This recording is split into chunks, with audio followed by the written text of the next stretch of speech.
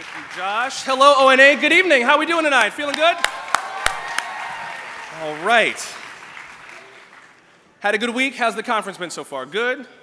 Proud of the way the conference has gone?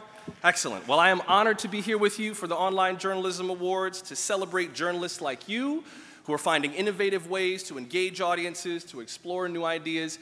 Quick show of hands. How many of you feel like 2017 has kind of been the news year from hell? Anybody? Just show of, okay. Thank you. Yes, you are among friends. Yes. Hello, my name is Joshua Johnson. I'm a journalist. I am losing my mind right now. This is a crazy time to be in this business. But, oddly enough, I think it's also the perfect time to be doing this work.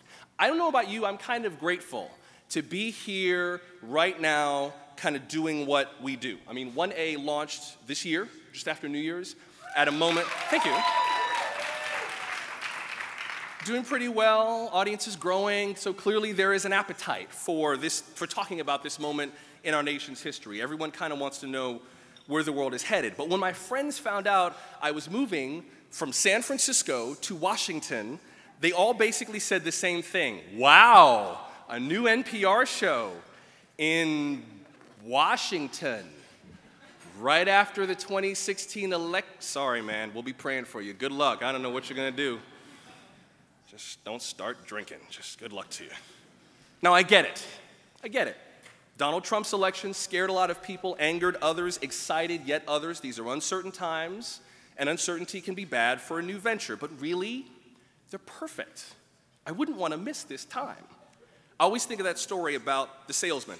Wakes up one morning, there's a storm outside. He looks out the window and he's like, whoa, what a storm. With weather like that, they can't expect you to make sales, and he goes back to sleep.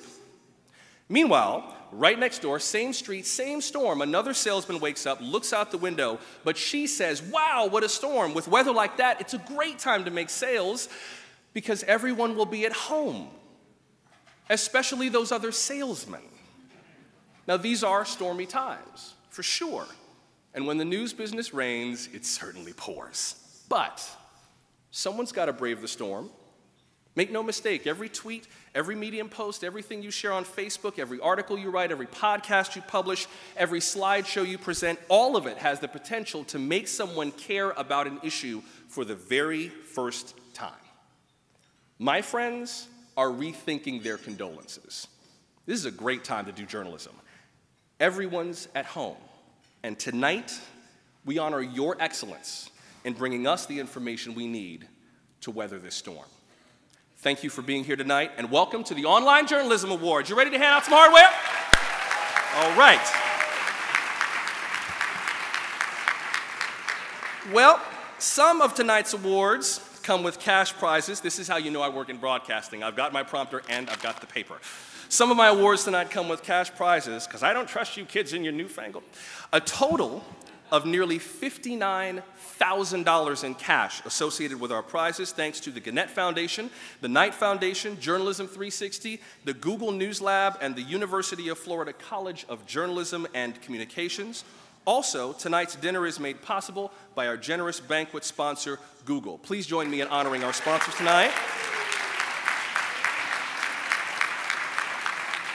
Thanks also to ONA board member and OJA chair David Smidra, the editorial director of Newsstand on Google Play, and board member P. Kim Bowie, editor at large at Now This. And last but not, yes indeed.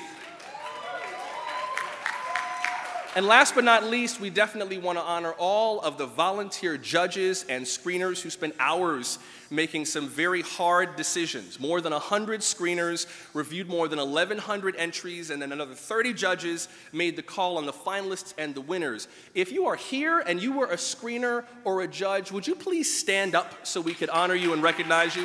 Screeners, judges, please stand. Thank you so much for your help. Little housekeeping information for the winners. Please do make your way swiftly to the right side of the stage. You'll use that podium to make your remarks. You'll also exit on the right side. Winners, please come to the right side of the stage. Losers, feel free to cry at your table or in the hall. We are videotaping this event. So for the cameras, I'm just kidding. I don't really care where you cry. For the cameras, please remove your name badge before you come on stage. As a matter of fact, if you're a finalist for tonight's award, remove your name badge now so you don't forget. And later, and we don't have to kind of gently tell you, take off your name badge. It'll look a little bit better on screen. And for everybody here, if you have not done so already, you know what I'm going to ask. What am I going to ask? Say again? Silence your phones and other digital devices. Please do silence your phones. All right. Shall we dive in? Give away a few awards? All right. First up, planned news. This category honors excellence in planning and executing the coverage of a single major news event that was known or scheduled in advance. Let's begin with the small newsroom category. Your finalists are the Colorado Voters Guide to the 2016 election from Colorado Public Radio News and Cross-Check France from First Draft. In their notes, the judges said they were impressed with the winner's exemplary example of how collaborative journalism can safeguard the truth and debunk lies in real time. And the winner is Cross-Check France, First Draft.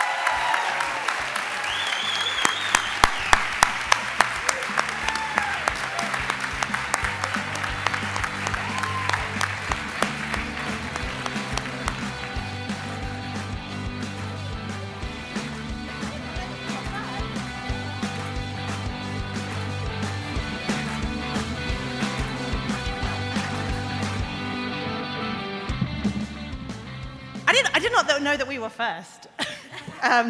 So this was a collaborative project. So there are some people on stage, but this was an incredible, crazy, ridiculous, ambitious project involving 37 French newsrooms and some British newsrooms to cover disinformation around the French election.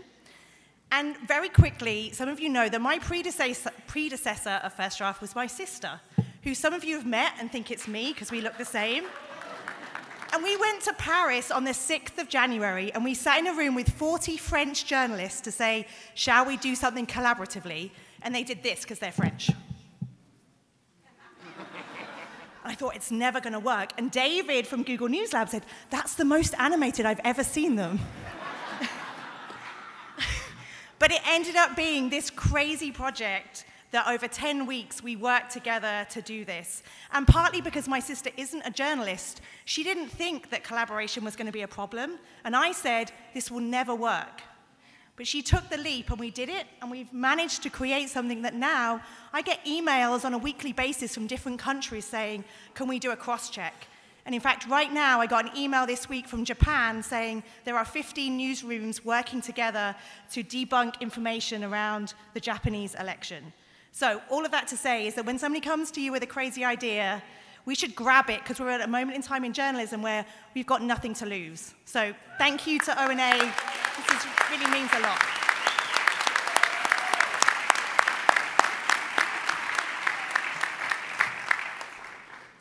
Here are the finalists for the medium-sized newsroom category. OPB Election 2016 from OPB, Oregon Public Broadcasting, and Election 2016 from WBUR in Boston. The judges thought the winner clearly rallied its entire newsroom for a newsy, visual, dynamic, live experience and invested heavily in a social presence to stoke and reflect conversations. And the winner is Election 2016, WBUR.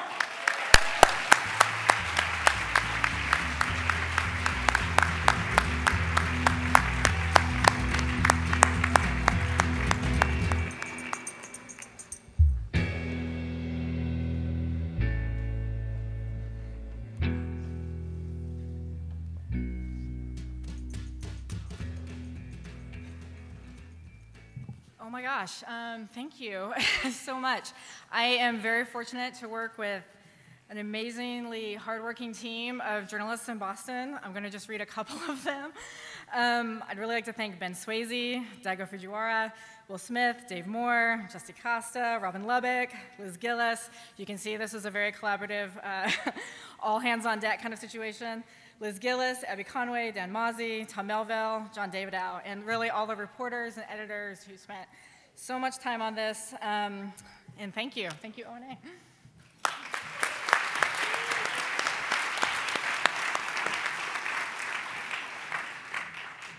And now here are the finalists for the Online Journalism Award for Planned News in the large newsroom category. NPR's coverage of Election Night 2016 from NPR. Election Land from ProPublica and the Election Land Coalition. And WSJ Election Graphics from the Wall Street Journal. The judges said the winner in this category was epic in both the scope of its ambitions and the complexity of its execution. It harnessed the power of social media and the efforts of more than 1,000 journalists in a historic project. And the winner is Election Land, ProPublica and the Election Land Coalition.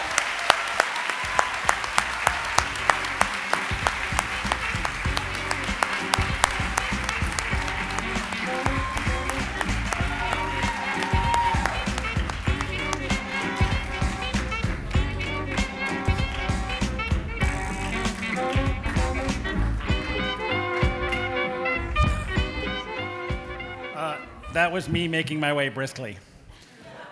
Lots of people talk about the cast of thousands that worked on a project, but with Election Land, we actually had a cast of thousands. We had about 1,200 people working on Election Day. I like to say that I'm an editor at one of the smallest newsrooms in the country, but for about 18 hours on November 8th, I was an editor of one of the largest newsrooms in the country. So many people to thank, pardon me, starting with the Google News Lab, Simon Rogers and Olivia Ma, and Danielle Bowers, and so many other people, Univision, USA Today, all sorts of other people that I'm forgetting, the CUNY Graduate School of Journalism, there we go. Lots of people who came in from the very beginning, and we were all dedicated to what we felt was a simple notion, which is that everybody who is eligible should be able to vote. And that when someone is not able to vote, it shouldn't be a second-day story or a third-day story, but a breaking news story. And about 1,100 of us got together to try to change all that and to help America's newsrooms tell the election better. So thanks to ONA and to everybody I forgot to thank, but thanks.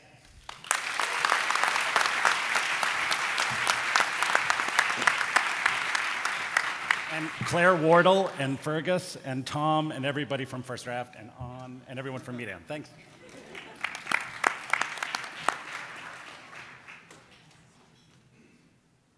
Time now for the University of Florida Awards for Investigative Data Journalism. And here to present them, please welcome the director of the Innovations News Center at UF's College of Journalism and Communications, Myra Lowe.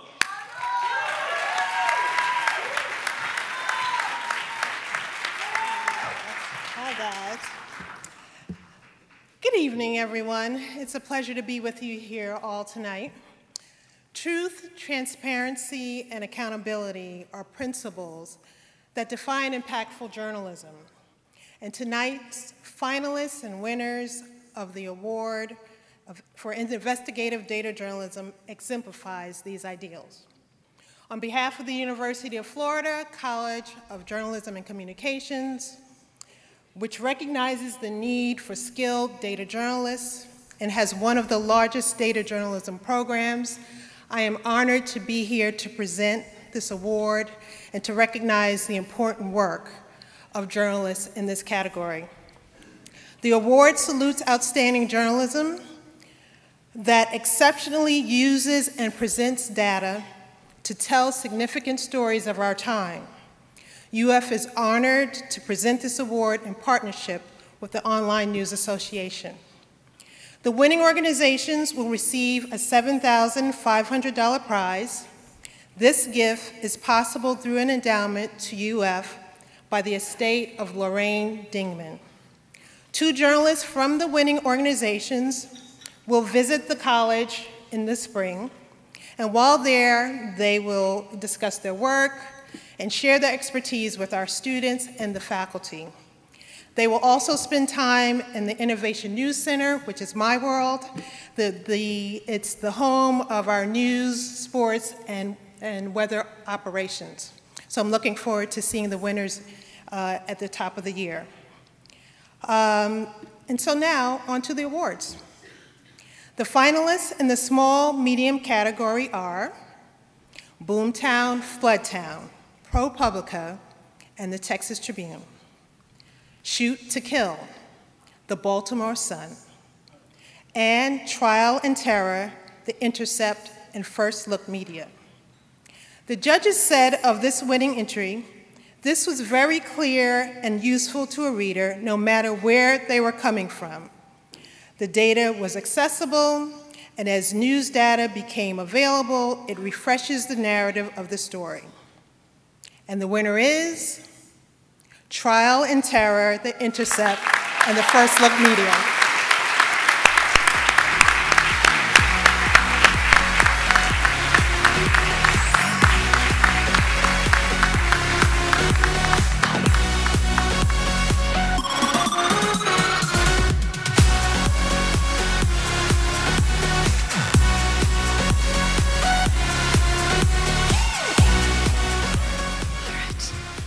So this was a huge collaborative effort and a very important story about the men and women who were charged under terrorism, with terrorism charges following 9/11. And we continue to update it and have new stories on it. I accept this on behalf of our editor-in-chief, Betsy Reed, and our deputy editor, Roger Hodge. There's a large number of editors, researchers, and others in our small newsroom who contributed to it. I would especially like to thank and acknowledge our product manager, LJ Rule, Trevor Aronson, Margot Williams, who compiled the database, Moy Saeed, who was responsible for the data visualization under the art direction of Philip Hubert, and our developers, Akil Harris and Wesley Hennig Palermo. Am I missing anyone, LJ? And Lynn Dombeck, our head of research. This is a wonderful award for our newsroom for a project that we worked on for many months. Thank you very much. Thank you.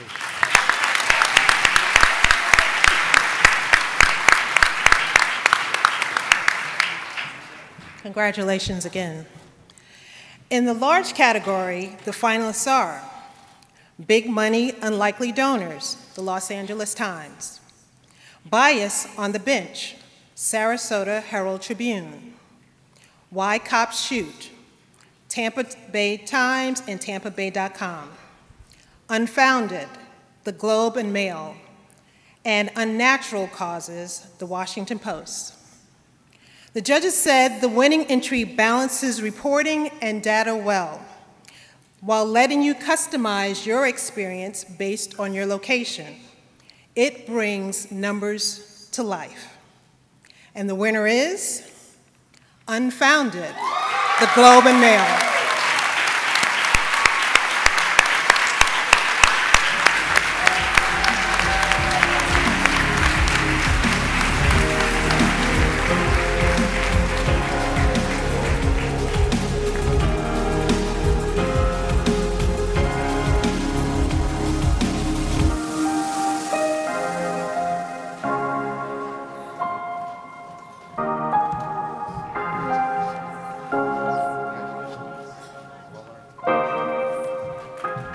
Wow, this is such a lovely honor. Thank you so much.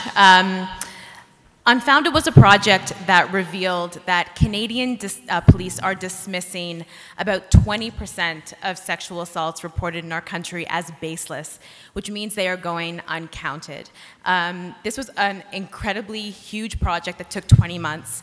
To get this data, which is not publicly available, we had to file Freedom of Information requests with more than 1,100 police jurisdictions. It was a huge project involving every aspect of the newsroom. There's too many names to mention. I would like to acknowledge, though, our editor-in-chief, David Walmsley, our deputy editor, Sinclair Stewart, and my wonderful editor, Dennis Choquette. So thank you so much.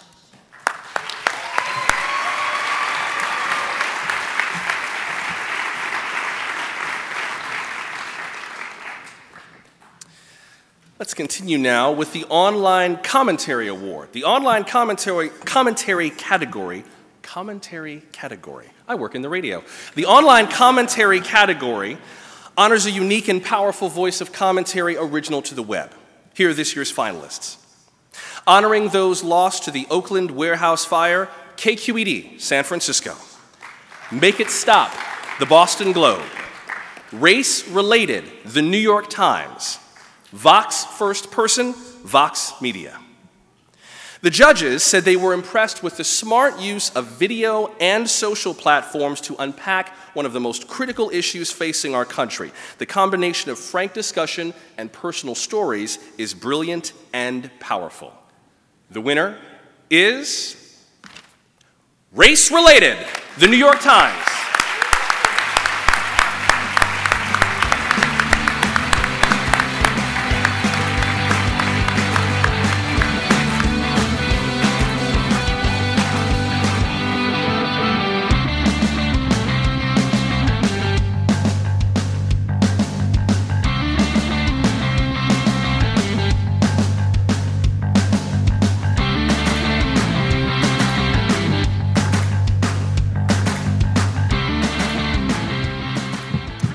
I'm Julie Bloom. I'm the deputy editor on the national desk of the New York Times, and I'm so honored to accept this award on behalf of my colleagues. So much of how we think and talk about race is shaped by how we experience it in our daily lives.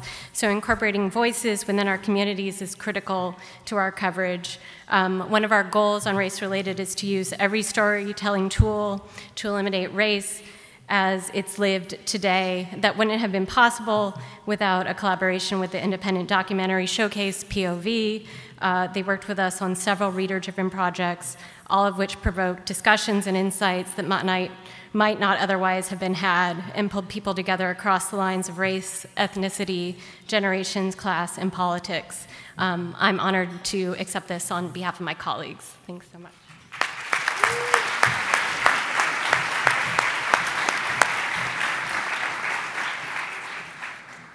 Next category is breaking news. This category honors digital coverage throughout an unplanned breaking or developing news event.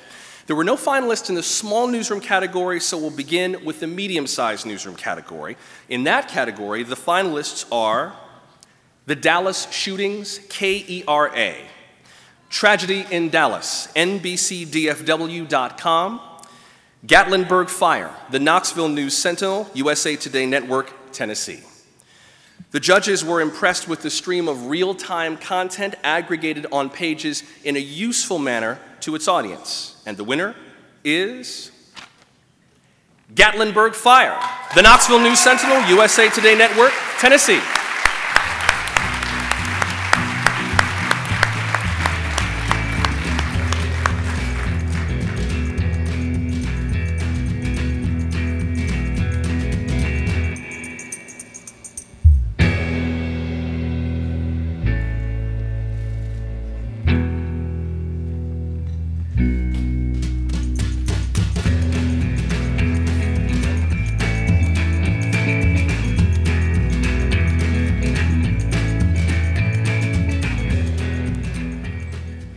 Good evening. My name is Michael Anastasi. I'm the VP of News for the USA Today Network, Tennessee. It was November 30th of last year when a raging wildfire tore through Gatlinburg, Tennessee, the home of so many summer vacations for Americans. 14 people died, 2,200 buildings were destroyed, billions of dollars of damage. I just want to thank the journalists of the USA Today Network, Tennessee, who contributed to the story, which is virtually everyone. Especially editors Jack McElroy, Tom Chester, Maria DeVarine, and Amy Vellucci. Thank you.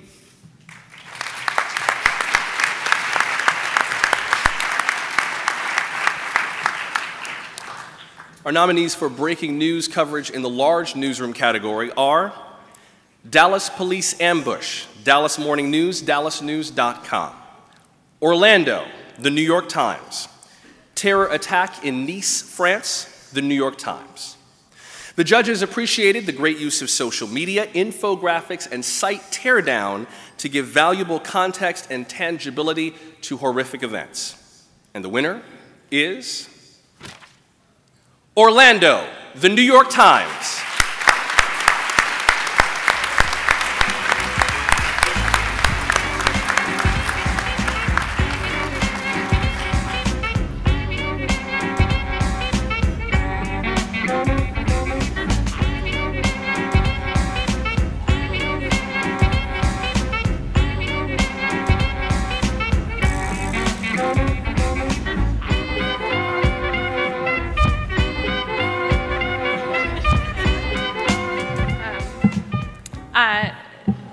On behalf of my colleagues on the national desk and the team of reporters who responded to this tragedy, we so appreciate this honor.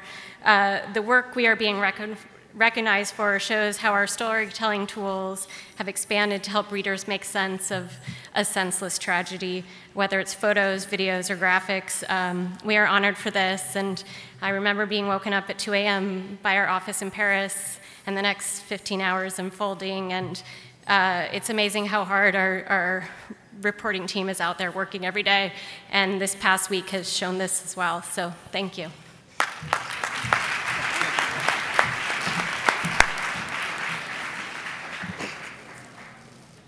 Time now for our longest running honor, the Knight Award for Public Service. Here to present that, please welcome the Director of Journalism at the John S. and James L. Knight Foundation, Lashara Bunting.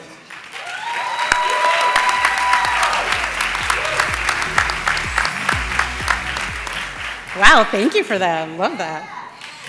Good evening. It is such a pleasure to be here on behalf of the Knight Foundation and among so many incredible journalists telling important stories in new and innovative ways. The finalists are Death Behind Bars, Reno Gazette-Journal, Doctors and Sex Abuse, the Atlanta Journal-Constitution, Toxic Armories, the Oregonian, Oregon Live, Fire and Death in Canada's First Nations, Toronto Star. Here's what impressed the judges. Their use of high-tech research, compelling testimonies, and artful visual presentation created a comprehensive project with an impact for change. And the winner is Doctors and Sex Abuse, the Atlanta Journal-Constitution.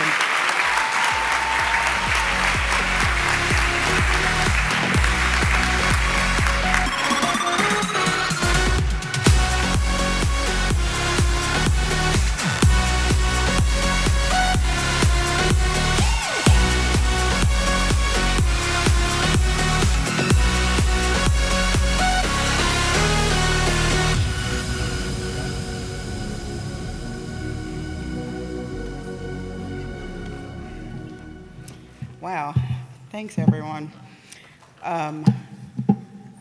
There are few places that you will be more vulnerable than in your doctor's office, usually undressed, your doctor knowing more about you than perhaps your family does. And to have a doctor who has been guilty or who has crossed a line sexually and you being in a position to not know is something that we explored. And as often happens with stories, we weren't looking for this story. A reporter was looking at another story, looking at doctor sex abuse or abuse in prisons, and came across a number of cases where doctors had crossed the line, and 2/3 of them were able to continue practicing. And so we thought, was this just unique to Georgia? But we explored and found that there are cases like that all over this nation. And so I'm proud that we were able to bring that information to the public and arm people so that they would perhaps feel a little less vulnerable when they're in the doctor's office. Thank you.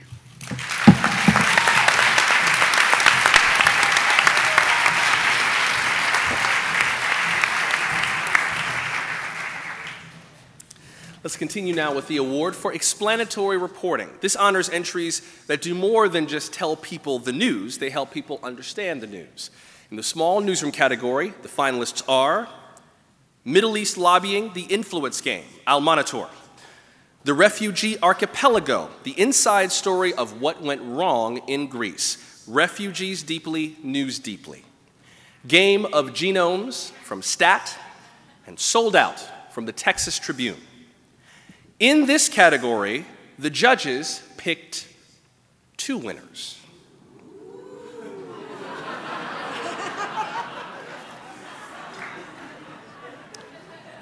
$10 points for table 4.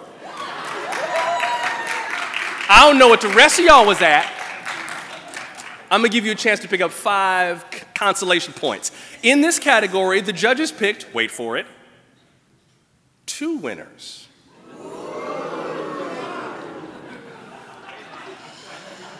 Three and a half. Each winner took significantly different approaches to their subject matter. One was a deeply reported multimedia narrative complete with the most fundamental of source material.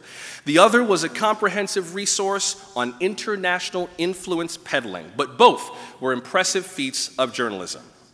The winners are Game of Genomes from Stat and Middle East Lobbying the Influence Game from Al Monitor.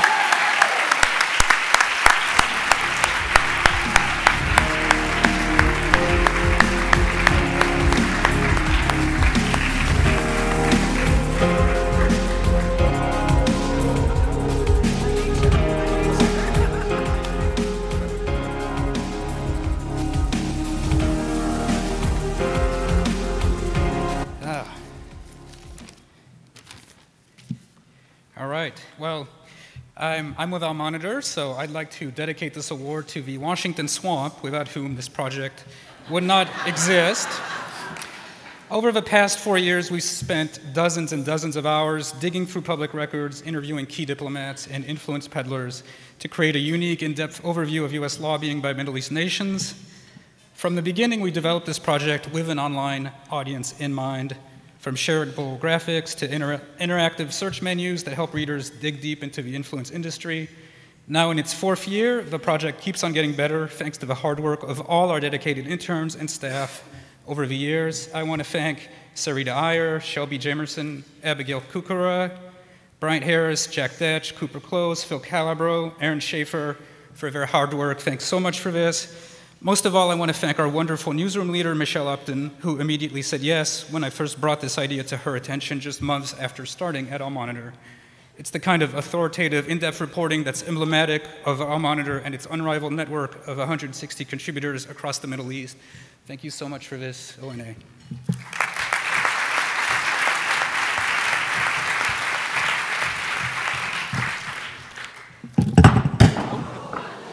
I was going to be the first person to do that, I knew that.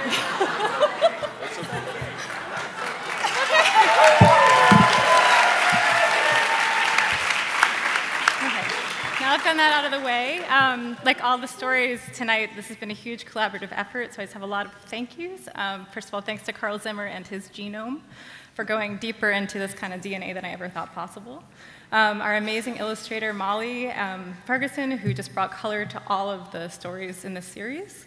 And to Don Smith, who brought all those wonderful illustrations to life through movement.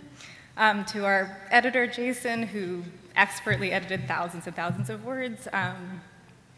To Sarah Mupo, who copy edited. To the whole team, our dev team, who made it work.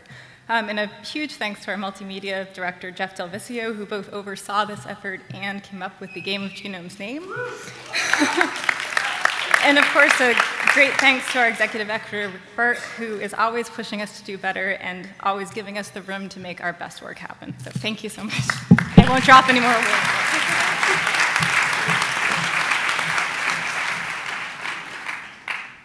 I think a certain table rigged that trophy to fall so it could go for another 10 points. Just for that, back to 0.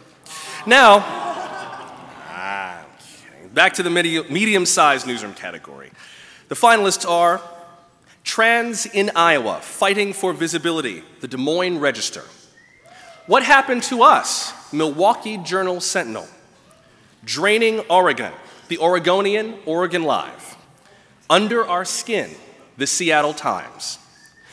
The judges said the winner might not be typical for what we think of as explanatory journalism, but the material allowed the audience to come at things from all different angles in a clear, engaging way.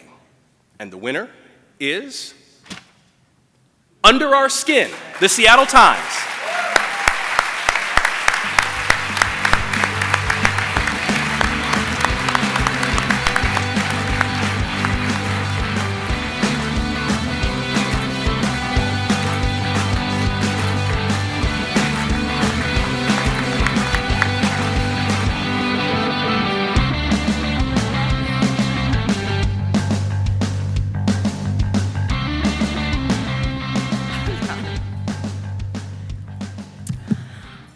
Wow. First, I want to thank ONA for recognizing the important and difficult stories that examine our community's relationship with race.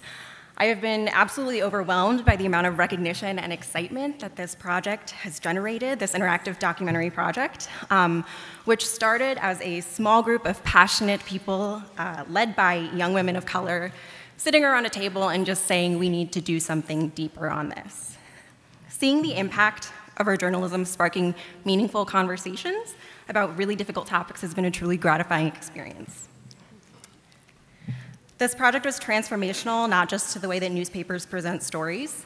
It transformed a group of colleagues into a cross-departmental storytelling squad, empowered to try something totally new, unafraid of failing fast, and ready to lead. And it transformed how our entire newsroom internally discusses issues of race and inclusion and how we define and approach the journalism we make. Thank you once again to ONA and to all of you for supporting diversity in journalism.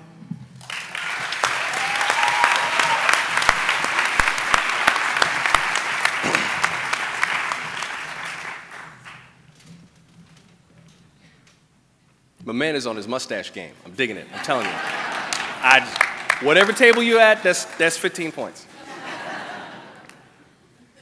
In the large newsroom division, the finalists are the voters who gave Trump the White House from Bloomberg News, Vanishing, CNN Digital, Way Anchor, The Globe and Mail, Mobile Power Human Toll, The Washington Post. Here's what impressed the judges, combining excellent reporting and accessible writing with a highly visual, atomized presentation. This entry essentially created a new type of journalism experience with the power to deeply engage readers and ground a complex topic in relatable reality. And the winner is Way Anchor, The Globe and Mail.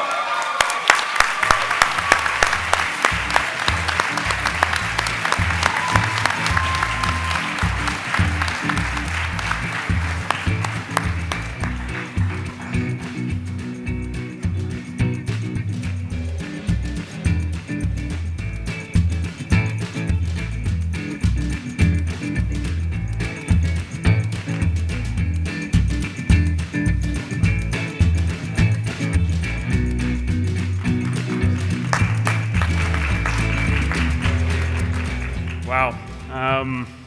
Well, I guess I just want to echo what the last presenter said about transformational. This project very much felt like that for our newsroom, or at least our group as well. Just a couple of shout outs to all the people that worked on it. I guess Patrick and Mikhailo for sort of the initial spark and the ongoing enthusiasm for the project. Matt, Mo, and Wendy for their desire to sort of push us to do something bigger. Shout out to Mikhailo again, and Jimmy and Justine for their amazing, stunning reporting in Vancouver on the tankers and in the area. And I think finally just to Chris for his deft design and presentation skills. Thank you so much.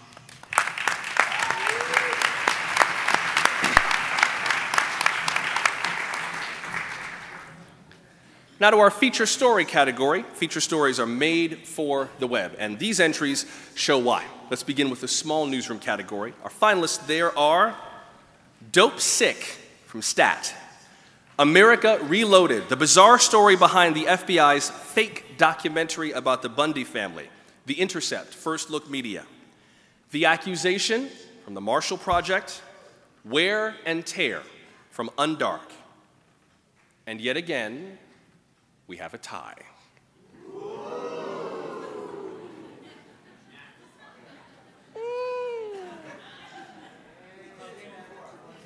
Six points all around. We'll let that. Don't push a table for him, serious. The judges said both of the winners were deeply reported, vividly told, and made terrific use of multimedia. And the winners are Dope Sick from Stat and America Reloaded, the bizarre story behind the FBI's fake documentary about the Bundy family, The Intercept, and First Look Media.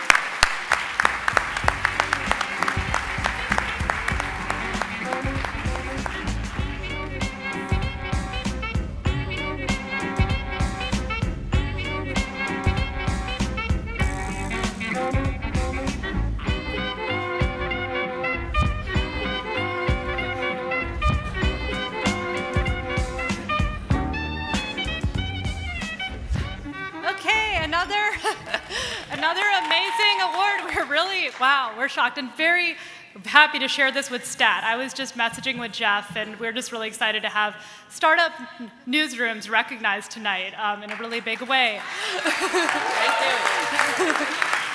There was incredible, we're accepting this on behalf of our editor-in-chief, Betsy Reed, our managing editor, Charlotte Greenstead, our deputy editor, Roger Hodge, who also edited this project, Ryan Devereaux was an incredible reporter who worked on this, and along with Trevor Aronson and many, many people who made it an incredibly successful visual narrative, including our amazing art director, Philip Hubert. Anyone else like to mention?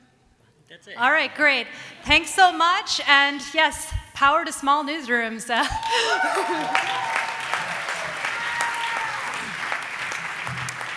Careful not to drop this. I'm from STAT as well.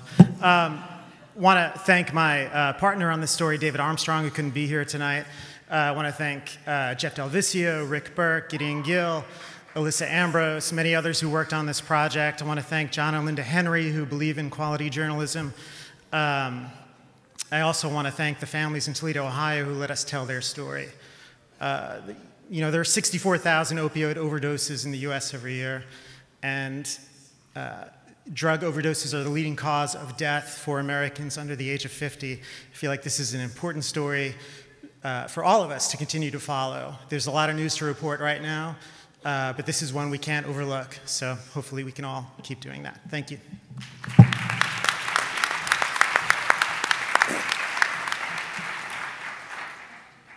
In the medium-sized newsroom category, the finalists are A Year at Encina, Capital Public Radio, The Business of Inequality, the Harvard Business Review, My 4 Months as a Private Prison Guard, Mother Jones, A Search for Life on Roads of Death, the San Antonio Express News.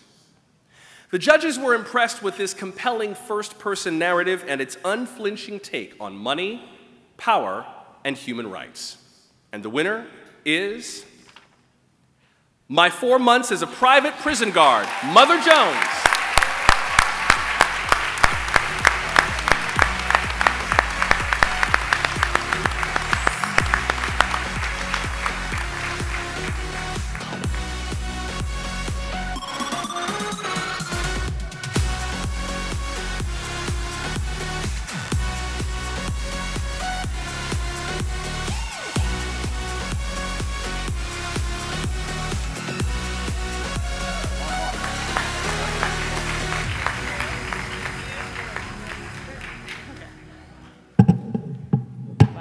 That is heavy. Hi, I'm Clara Jeffrey, editor-in-chief of Mother Jones. Thank you.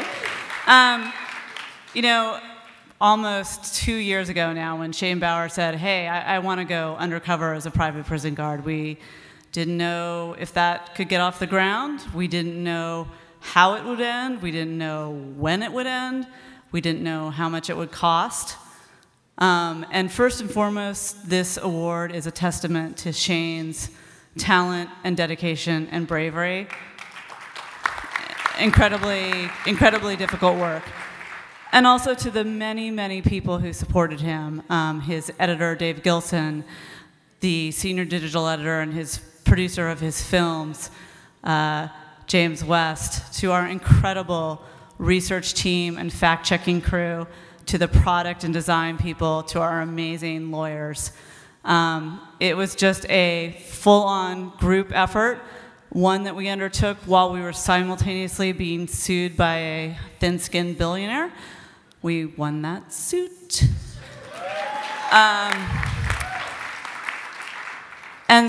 But because this is O&A, I also want to tell you guys a little bit about a audience engagement and revenue success story. When we got done with this whole thing, we really conservatively estimated it cost us about $350,000.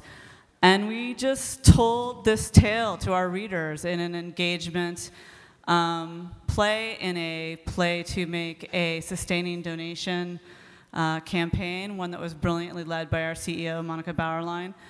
And our readers came through. They not only paid for much of this investigation, but so many of them signed up to support us going forward. So I just want to say that readers are there to support serious, in-depth journalism. They want to do it. We just have to figure out how to tell them what we're doing and to keep them apprised of the risks, financial, physical, whatever, that we all take every day. So thank you very much. Appreciate all the good wishes.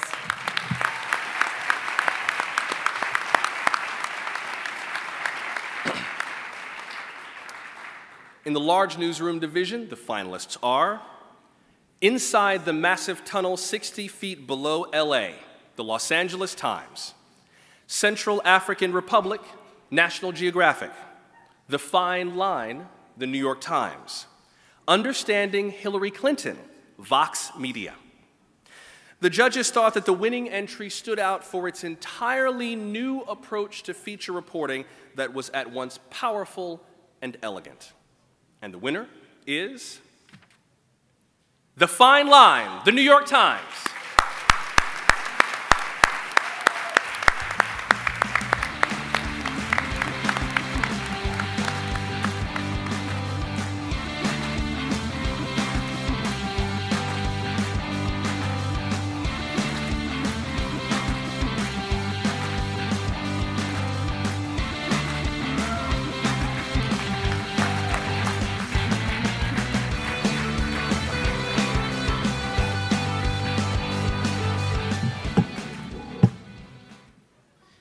They are quite heavy. I just want to thank ONA for this award, and on behalf of my colleagues at the Times who put in hours and hours on this effort.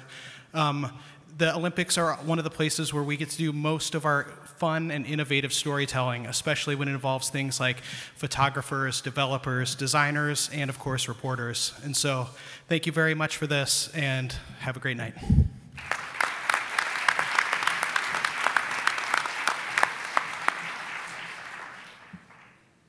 Now on to the David T. Wynn Student Journalism Award, named in honor of the late managing editor of USA Today. The award honors an excellent student package or project that expertly uses digital storytelling and technologies to inform its audience. 2 of the awards come with a prize of $500. The finalists in the small newsroom category are City of Smoke, Air Pollution in the Land of the Eternal Blue Sky, the UC Berkeley Graduate School of Journalism. A Town Divided, the UC Berkeley Graduate School of Journalism. Wonder where the trophy's gonna go. Judges, and as a former faculty member, I'm thrilled. Judges liked the informative, sweeping, and sophisticated story about a little-known public health crisis. And the winner is City of Smoke, Air Pollution in the Land of the Eternal Blue Sky, the UC Berkeley Graduate School of Journalism.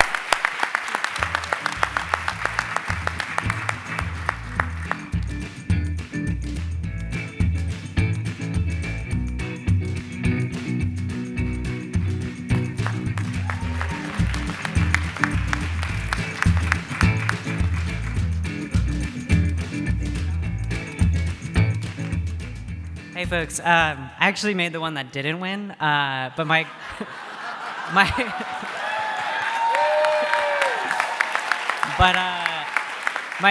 very good friend Peter made the project that did win, and he asked me to come up here and accept for him and thank our wonderful professors, Richard Kochi Hernandez and Jeremy Rue, who advised all of us new media students at UC Berkeley this past year and are wonderful people. So thank you, and Peter's off shooting fantastic drone video in Alaska right now, but he wishes he was here. So thanks so much.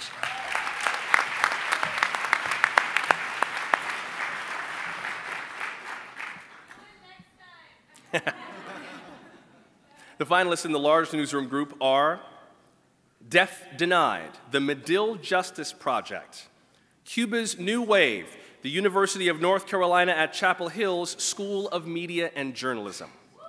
The winner gave readers a fresh take with informative graphics, 360 videos, and a smart use of social media. And the winner is Cuba's New Wave, UNC Chapel Hill School of Media and Journalism.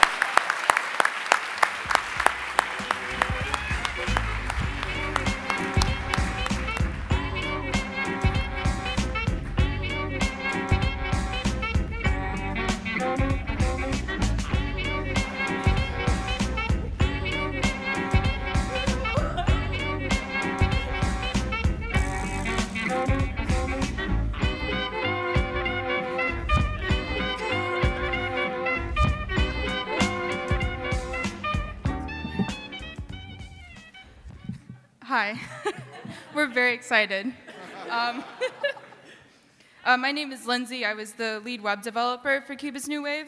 And up on stage with me are Tamra, who is our professor leading the design development side, Alma, who is a developer, Peyton, who is also a developer, Allie, who is our lead designer, and yeah. I'd like to thank not only all of our professors for dedicating their time outside of the classroom, but to the members of the community in Havana who were so welcoming and helpful to us as we told their stories. Every spring semester at UNC, we take a group of really talented journalism students to another country to use their storytelling skills to produce content that they're proud of.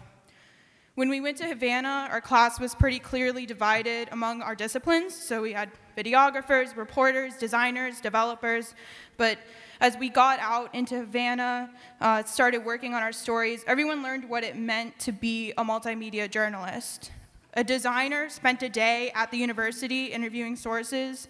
A videographer designed an interactive graphic. And most of all, students who were just starting their journalism major learned skills they never would have in the classroom. And two students standing on this very stage, they were inspired enough to decide to enter this industry. And I want to thank the journalism school for having this program, and I encourage any universities here to look at our program as a model. And thank you very much for this honor.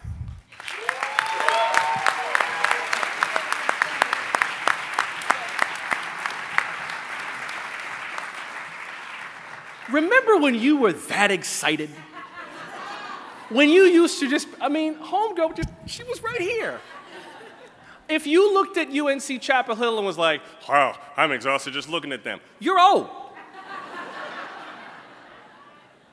Make sure these student journalists stay that fired up about journalism. We need them fired up about this work.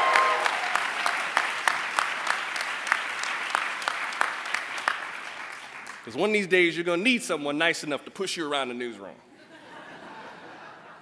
The keys on this phone get smaller and smaller. Gimme, Granddad. You're going to need them kids one of these days. Now to the Pro-Am Student Award. It celebrates the innovative ways that budding and professional journalists are working together to cover critical issues. Here are this year's finalists. Surviving the City, international reporting program from the University of British Columbia, The Guardian, BBC News, and the Toronto Star. Turning Tides, the story of the Salton Sea, USC journalism, and the Desert Sun. The judges were impressed that the students used text, multimedia, video, and even drones to document an environmental crisis and its effect on nearby residents. And the winner is Turning Tides, the story of the Salton Sea, USC journalism, and the Desert Sun.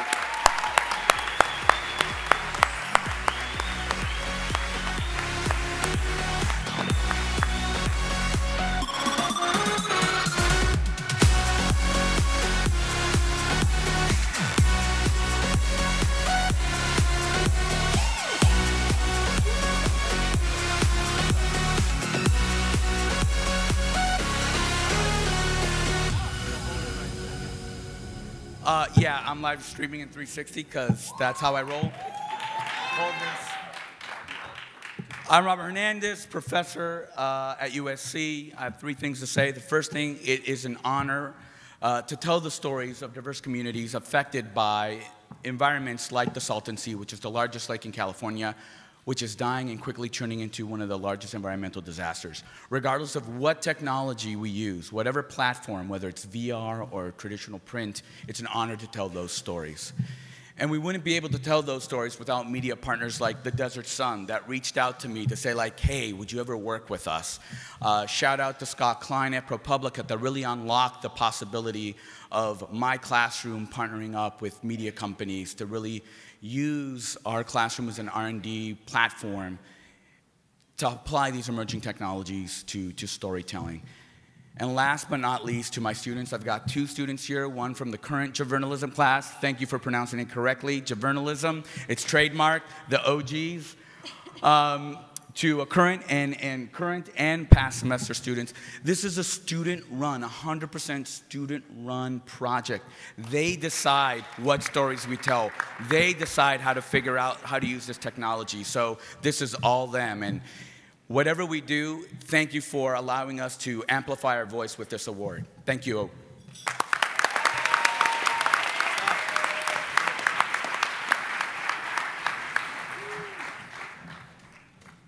I'm sorry, I missed. What is that little thing you was holding up? What did? 360 live 360 live streaming. So y'all been live streaming in 360 the whole night? In 360? Just for you. Okay. Journalism. But just for him? Oh, well. 2 points. 2 points. It's not every day that you get to present an award that is named for you. So when this guy comes up, make sure you cheer really, really loud. I'm not saying you should embarrass the guy, but if he doesn't blush at least a little bit, you failed.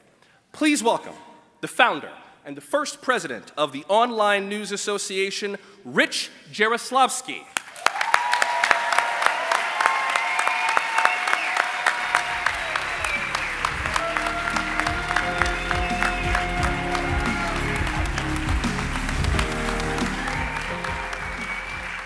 Thank you, thanks. Thanks very much. When we started ONA, we had two overriding goals for the organization. One was to see journalism and journalists embrace the digital medium and make full use of the reach and capabilities it would afford us, that this new medium would afford us. The other was to apply to the medium the highest standards and the cherished, long-standing values of journalism. Over the years, our tools have changed.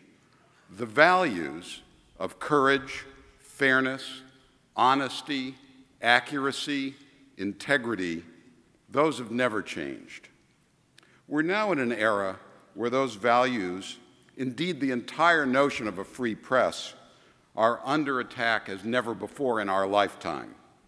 An era where the purveyor and beneficiary-in-chief of fake news hurls that label at every piece of real news he doesn't like. And it comes at a time when many upholders of traditional news values, including many other journalistic organizations, are under enormous economic and other pressures. At such a moment, it's critically important for us of ONA to speak out strongly, consistently, and forthrightly on behalf of those values on which this organization was founded. These times require courage and leadership, and as I look around this room tonight, I know those are ONA's greatest resources. Courage and leadership are exactly what we're here to honor tonight with the presentation of the Founder Award to Jim Brady.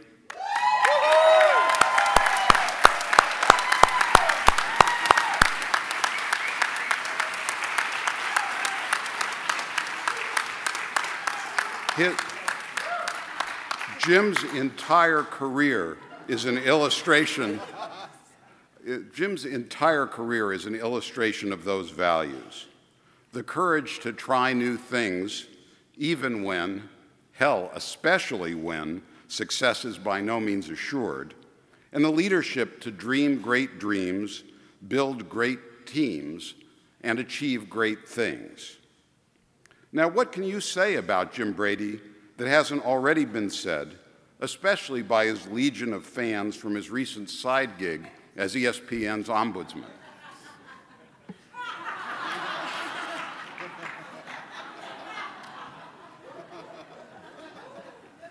There's quite a lot more to say about Jim, actually.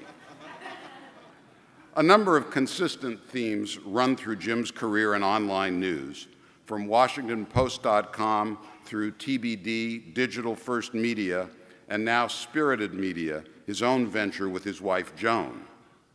One is his passion to find and develop workable models for quality local news, a challenge that must be met for the survival of journalism's historic watchdog role and for the health of our democracy. Another is his constant willingness to take risks on new ideas and not to be afraid to try and to fail.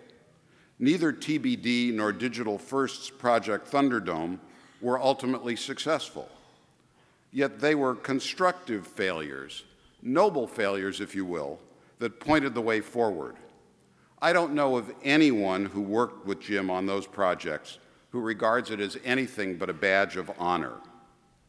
And then there's the legacy of Jim the leader, someone who recognizes great talent, offers guidance, direction, and encouragement, and allows people to grow and to flourish.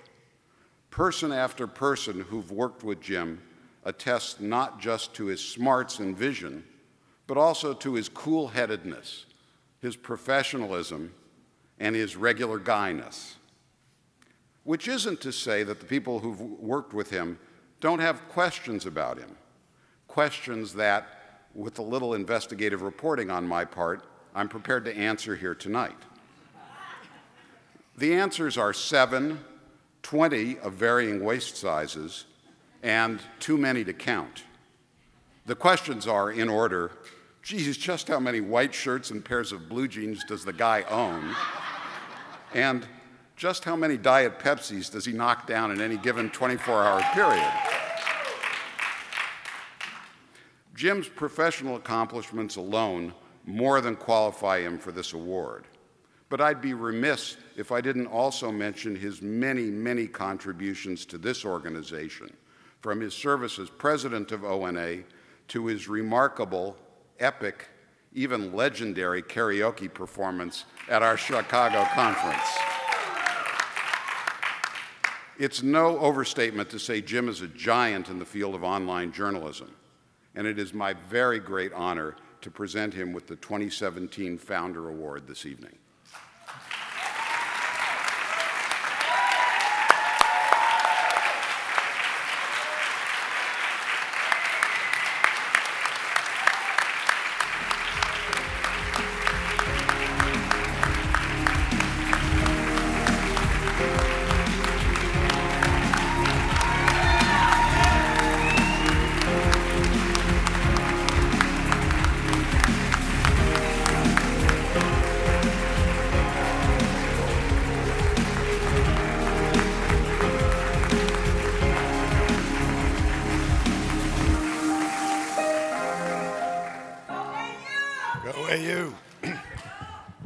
Well, yeah, right. Come on, nice and blue here. Well, thank you for that. I'm still a terrible reporter, however, because when my wife mentioned she really wanted to come to this, I was curious because my wife has never come to any of these dinners. But we live in Washington. We have a ton of friends here, and she convinced me that she wanted to come to catch up with a lot of friends. And so, I mean, there's a lot I can probably do in my career. Don't hire me as a reporter. Apparently, I'm not very good at that anymore. But this really does mean a lot. I have been involved in this organization in digital journalism since '95, and with this organization since '04. And to see it, you know, to look out at this room and see this many people here. I mean, the first conference I went to in '04 was probably 200-300 people. And we had a hard fight. We were ignored for a long time as an organization, the same way online journalism was sort of ignored for a bit when we all got started. And to see it grow the way it's grown and the quality of the work we've seen in the last 10 years and just how much online journalism has taken center stage really in terms of figuring out the future of this business that's so important to us and to the country. But to see so many friends out here tonight, and I really was truly surprised, which I did not think I was going to be. You know, I rarely am surprised, but this does mean a lot, and thanks to all of you who I've served on the board with over the many years here, and so many people out here I've worked with in this wonderful business, and just let's keep kicking ass and doing what we do, and hopefully we'll see an even bigger room and even more great work next year. But thank you very much for this. It means a lot.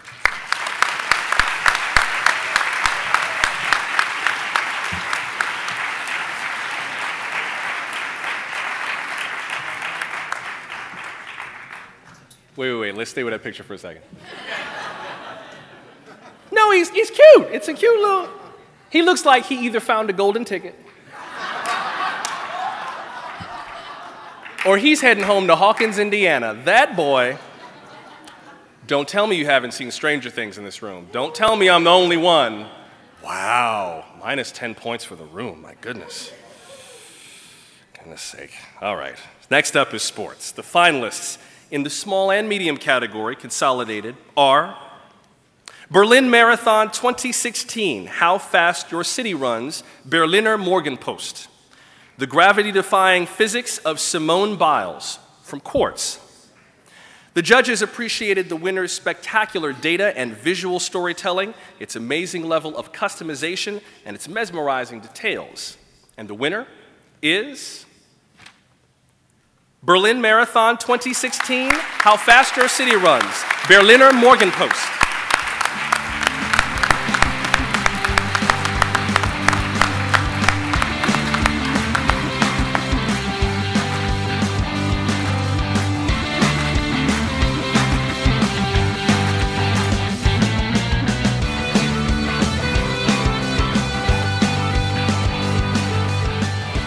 Thank you very much. It's such an honor. I just want to thank my team at the interactive team, Berliner Morgenpost, Moritz, Christopher, Marie, David, and Andre. It's such an honor. It's so great to work with you. Thank you very much.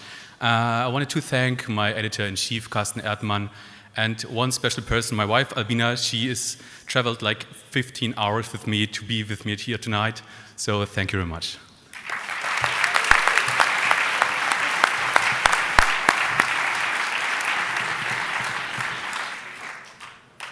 The finalists for the Sports Award in the large newsroom category are The Art of Letting Go, ESPN The Magazine, Francesco Totti, King of Rome, La Repubblica, Rio Olympics, The New York Times, Mark Spears Sports, The Undefeated. The deft combination of bold design and multifaceted storytelling made this winner stand out, and the winner is Francesco Totti, King of Rome, La Repubblica.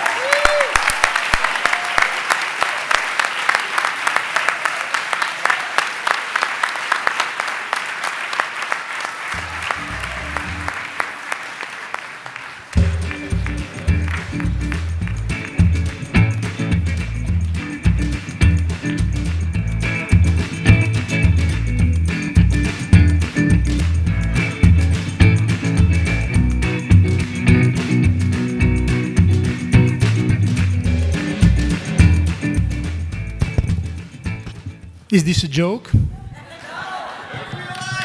Something like the winner is La La Land. No, thank you. Our team is less than 1 year old. And when my boss called me to put the team together, he told me, I don't want you to make money.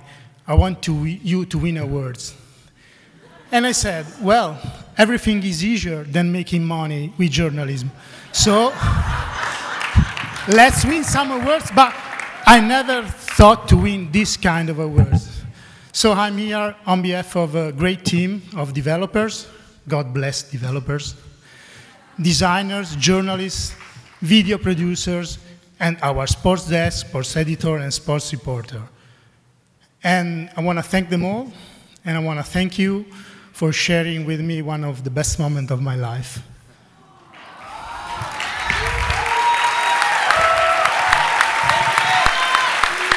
Grazie a tutti, siete bellissimi, ciao!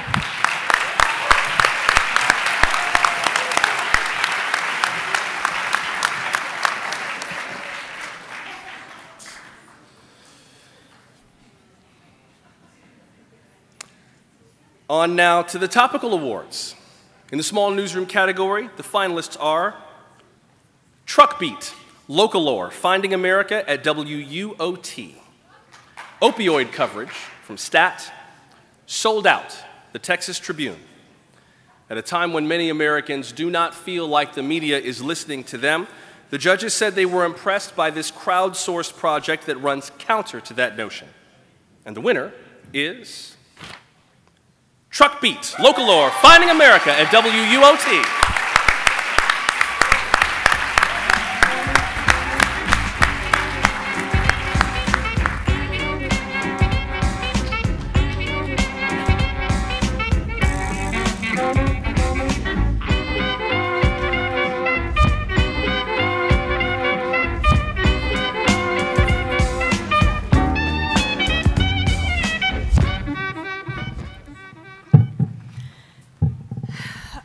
blown away. Our project was tiny, and it was a public media documentary project, and I'm so honored. Thank you. And I want to recognize my talented colleagues who could not be here tonight, Matt Schaefer-Powell and Phil Botta especially, and thank you to NPR station WUOT and Regina Dean, and also Sue, Shard, and Air for making this entire project possible. But I'm especially grateful to my community collaborators in East Tennessee for allowing me to follow their stories. And I'm just grateful to help bring attention to the issue of health disparities in Appalachia. So thank you.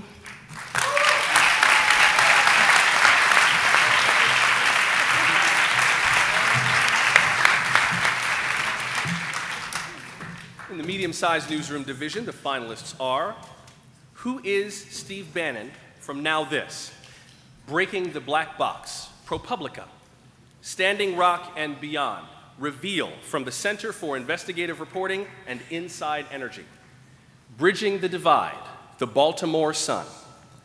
The winning entry had strong reporting, audience engagement, and online presentation, highlighting voices that are often excluded.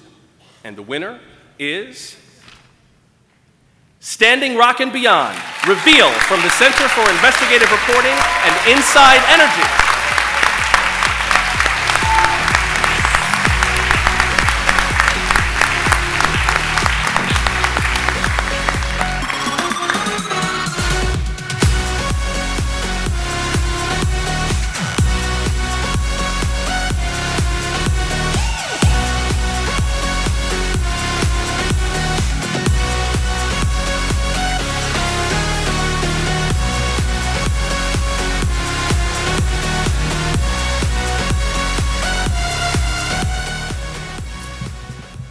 Hey everyone, I'm Hannah Young. I'm the Director of Audience at Reveal.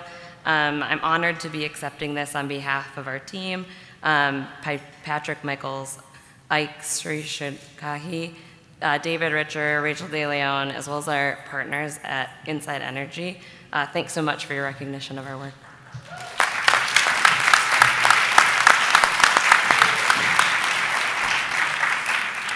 In the large newsroom division, the finalists are ISIS from All Angles, CNN Digital, Guardian US, Outside in America, Guardian News and Media, Bullied by the Badge, HuffPost and the Hechinger Report, Trump Charities, The Washington Post. The winning entry was both investigative and iterative, relentless in its determination to find the facts even in longhand. And the winner is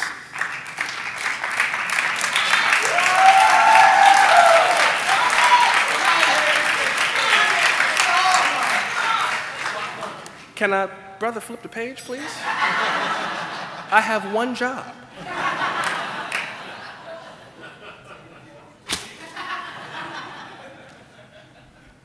Trump Charities, The Washington Post.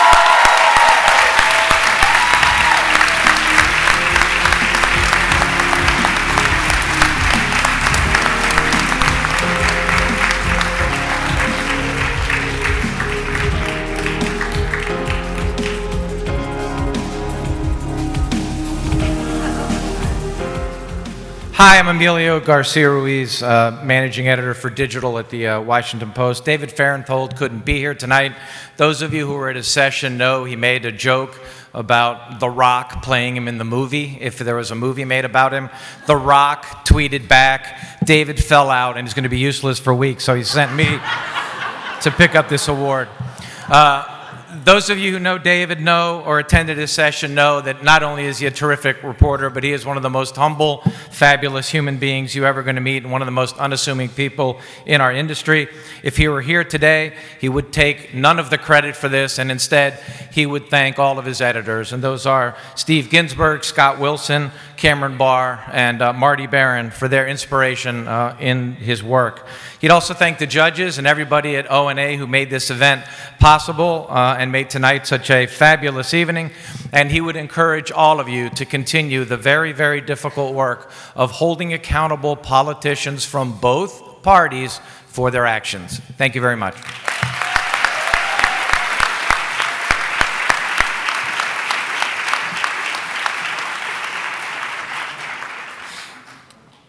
All right, we're a little more than halfway through, and to bring us into, I think maybe the third period of the Online Journalism Awards, third quarter, not a little over halfway.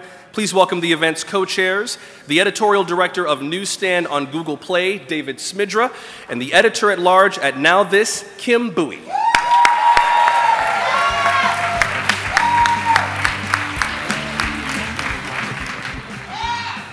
That's all right. We are more than halfway through, I assure you. All right, first of all, because this is the only chance we're going to have as staff or as board of directors to say this in front of such a large group, how great is our host, Mr. Joshua Johnson?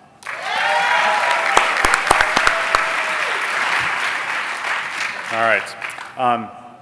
We wanted to pause during this event to appreciate the significance of tonight's program. Tonight is a moment of immense pride and celebration for all of our finalists and winners, but also for everyone who works in digital journalism in the US and around the world. In short, tonight is a celebration of our community, or as our executive director, Irving Washington, pointed out in his opening remarks on Thursday, the ONA family. For close to 20 years now, the Online News Association has attempted to serve and grow that family by pursuing a clear mission: to inspire innovation and excellence among digital journalists to better serve the public. As you have surely heard by now, ONA 17 is our biggest conference ever and ditto for tonight's award ceremony. ONA membership is also at an all-time high with more than 3,600 members. I'm just going to say that one more time. 3,600 members. My little family is so big now. And our programming, like the Women's Leadership Accelerator, the Challenge Fund, the HBCU Digital Media Fellowship,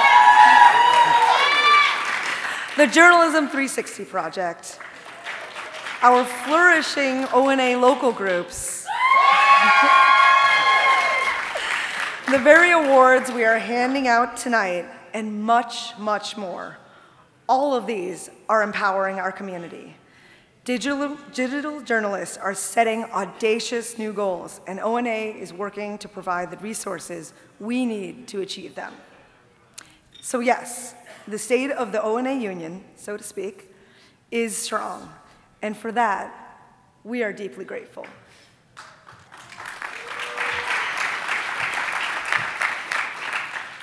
But coming back to this moment, the historical moment in which we find ourselves, in which the validity of our journalism is questioned, our values are challenged, and what sometimes feels that information is being weaponized against us and against the communities we serve. We need to press on.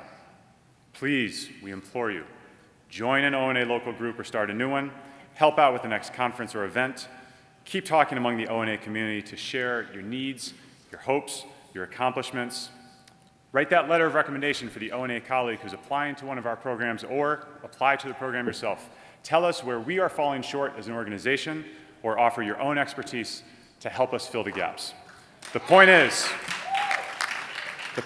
we don't know what digital journalism will look like over the next 20 years, or even 6 months from now. But you can help us figure that out. We, in fact, need you to help us figure that out. So the digital journalists everywhere are prepared to lead us through this moment, to the next moment, and all the moments that follow. Thank you.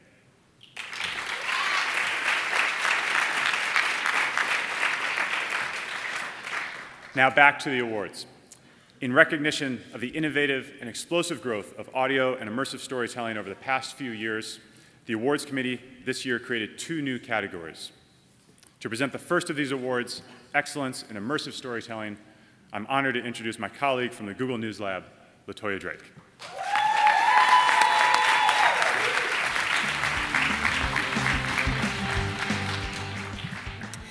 This award honors exceptional efforts in telling stories through digitally focused immersive media, visual reality, augmented reality, mixed reality, 360 video, and other emerging media. Judges considered the journalism behind an immersive project, overall production quality, and innovative use of storytelling techniques. A cash prize of $5,000 for this award is sponsored by Journalism 360, a collaboration between Google News Lab, the Gannett Foundation, and ONA. This year's finalists are Cash Cow, Al Jazeera English, After Solitary, Frontline, Fight for Fallujah, the New York Times. The judges thought that the winning entry provided a unique, immersive experience with the best use of VR to help readers understand a life hopefully none of us will ever experience. And the winner is After Solitary, Frontline.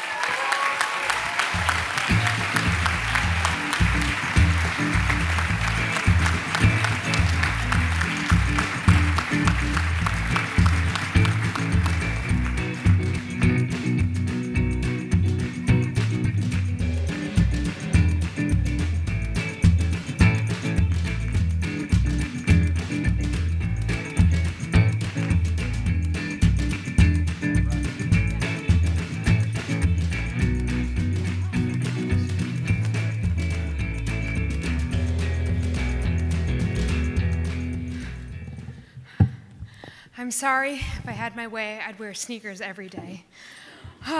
So I'm gonna put this down here, actually.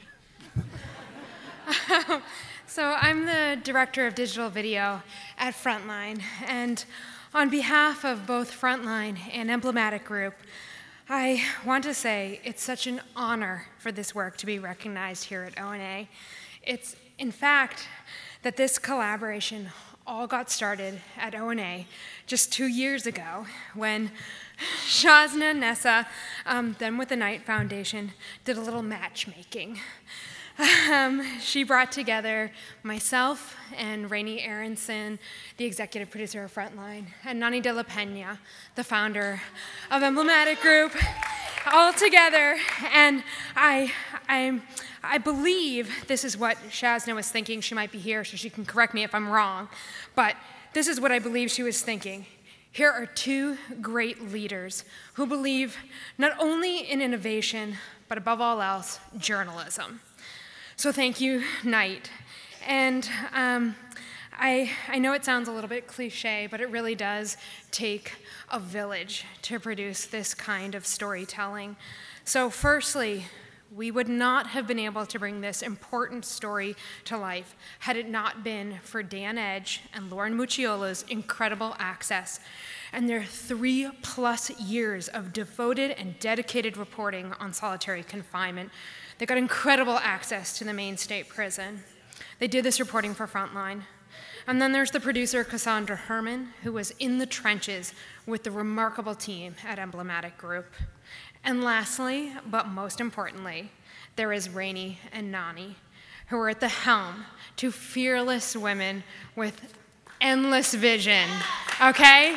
And in VR, a very male-centric industry, this was a production that involved a lot of women. So I hope there's other women out there who want to pioneer and get in the trenches and do technical work. So thank you. Thank you, ONA.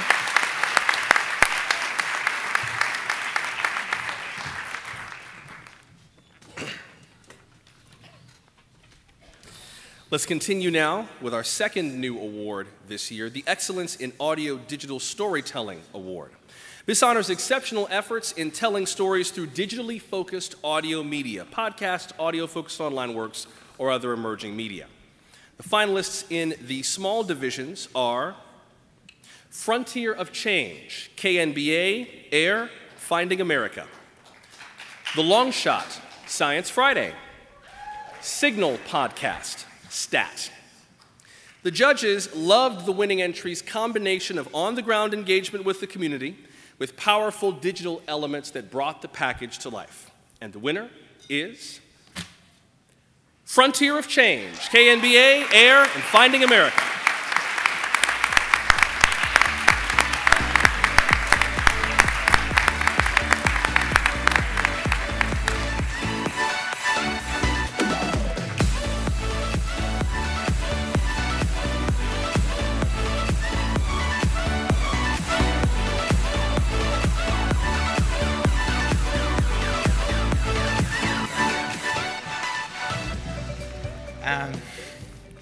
Wow, hi. This is an incredible honor. I'm Isaac Heston. I'm one of the producers of this project. This is my co-producer, Josephine Holtzman. And I mostly just want to thank the hundreds of people who made this possible, it feels like, especially Sue Shart with AIR and Jacqueline Sully with KNBA. I also want to thank our colleagues who couldn't be here because they are in Alaska, Jacqueline Estes, Frank Cheithluk, Joel DeJesus, James Dominic Jr., and Cheyenne Beatty. I'd also like to thank the Anchorage Museum, of course the Corporation for Public Broadcasting for really making this all possible. And really this is an award for the people of Alaska who are really on the front lines of profound change as the climate warms. So this is really for them. So thank you very much.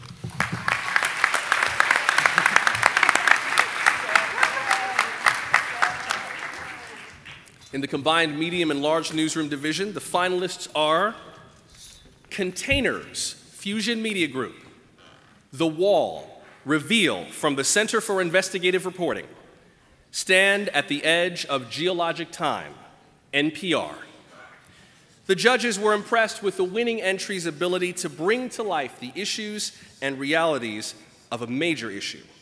And the winner is The Wall, Reveal from the Center for Investigative Reporting.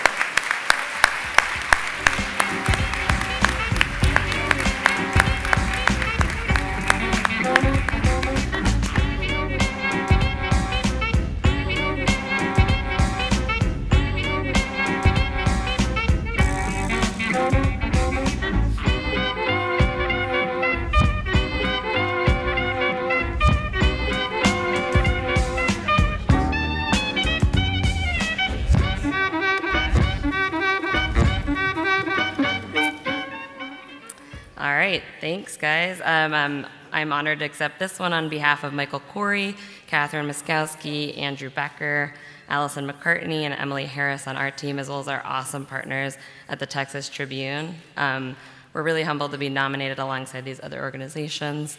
And yeah, thanks again.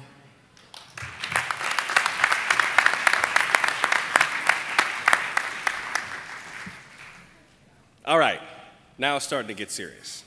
Some of the big awards of the evening, the major awards of the evening. Next up, the Al Newharth Innovation in Investigative Journalism Award, and this is a big one. Each award comes with a prize of $4,000. In the small newsroom group, the finalists are Drinks, Dinners, Junkets, and Jobs, How the Insurance Industry Courts State Commissioners, the Center for Public Integrity. Code of Silence, The Intercept, First Look Media. J. Peak's Path to Fraud, vtdigger.org. The winning entry is a wonderful example of sharing data with local reporters nationwide to broaden the impact. The investigative work is exceptional, the judges said, particularly the data collection. And the winner is Drinks, Dinners, Junkets, and Jobs, How the Insurance Industry Courts State Commissioners from the Center for Public Integrity.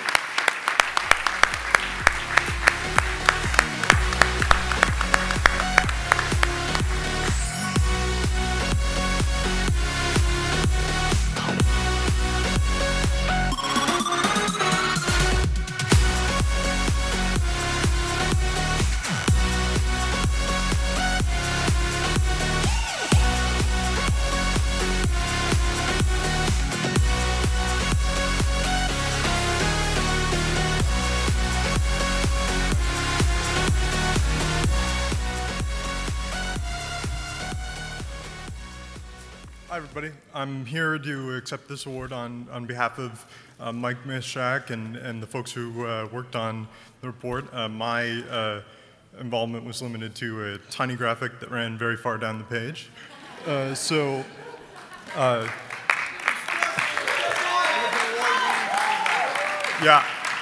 But congrats to him.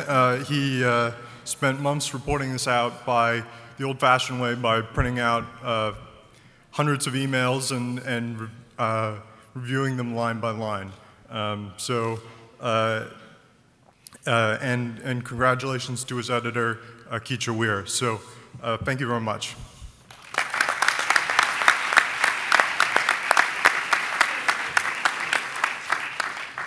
In the medium-sized newsroom category, the finalists are The Rent Racket, ProPublica, Against Their Will, Sexual Exploitation in Pot Country, Reveal from the Center for Investigative Reporting, Lax Safety at the Shipyards, Reveal from the Center for Investigative Reporting, Toxic Armories, The Oregonian, Oregon Live, Quantity of Care, The Seattle Times. The judges called the winning entry phenomenal investigative reporting with rich and varied storytelling. The positive impact generated by this reporting was remarkable. And the winner is Toxic Armories, The Oregonian, Oregon Live.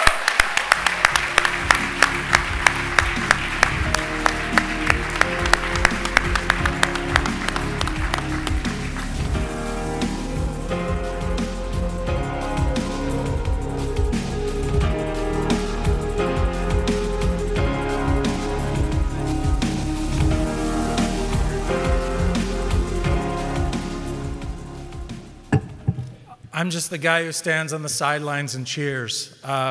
This amazing team that did incredible work. It started with reporter Rob Davis, who asked the question, why are the National Guard armories across America contaminated with dangerous levels of lead? And why did the Department of Defense, which knew about this for 2 decades, do nothing about it? And Rob toiled for more than a year alone and was joined by an incredible team that helped him bring this home and build out robust storytelling. And that included video producers Teresa Mahoney, Jessica Greif, Dave Killen, our data journalists, Melissa Lewis, Mark Friesen, Lynn Palumbo, Dave Kanzler, all under the leadership of investigative editor Steve Suo, photography from Beth Nakamura, designed by Randy Mishler. It was a total team effort, and just days after we published this series, every contaminated armory in America was shut down by the National Guard. So thank you very much.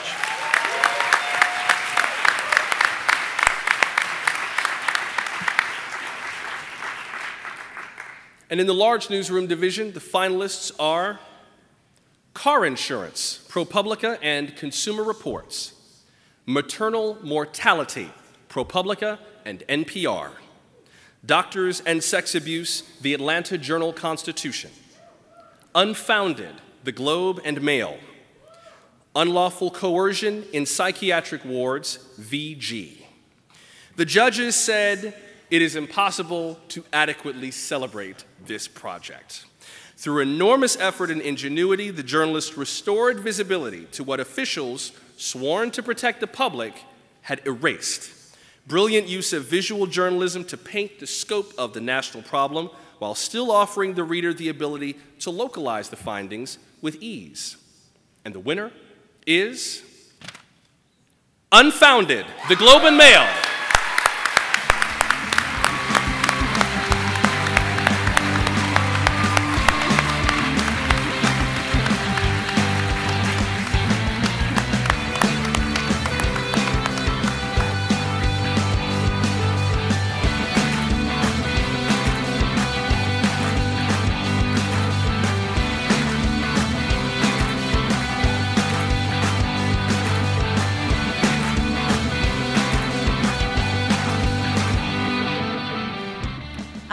Thank you so much again. I do just want to take a second and acknowledge Michael Pereira, Jeremy Aegis, and Laura Blankensop, as well as the 54 sexual assault complainants who shared their story with the Globe and Mail. I started this project in June 2015, and we're still reporting on it. Sometimes I think about how much it has cost the company to report on it, and I stop because it freaks me out. But because of this reporting, thousands and thousands of sexual assault cases have been reviewed. There's national changes to policy, police training, and oversight. And that has been just so incredibly rewarding. And I am so grateful to work at the Globe and Mail, a newsroom that not only gets behind this kind of investigative reporting, but demands it. So thank you so much.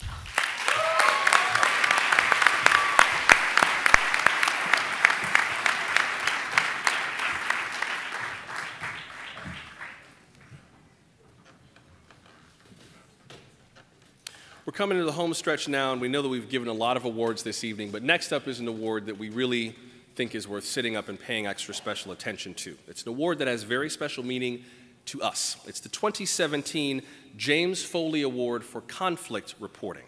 And here to present this honor, please welcome James Foley's mother, Diane Foley, and the AP social media editor and ONA board member, Eric Carvin.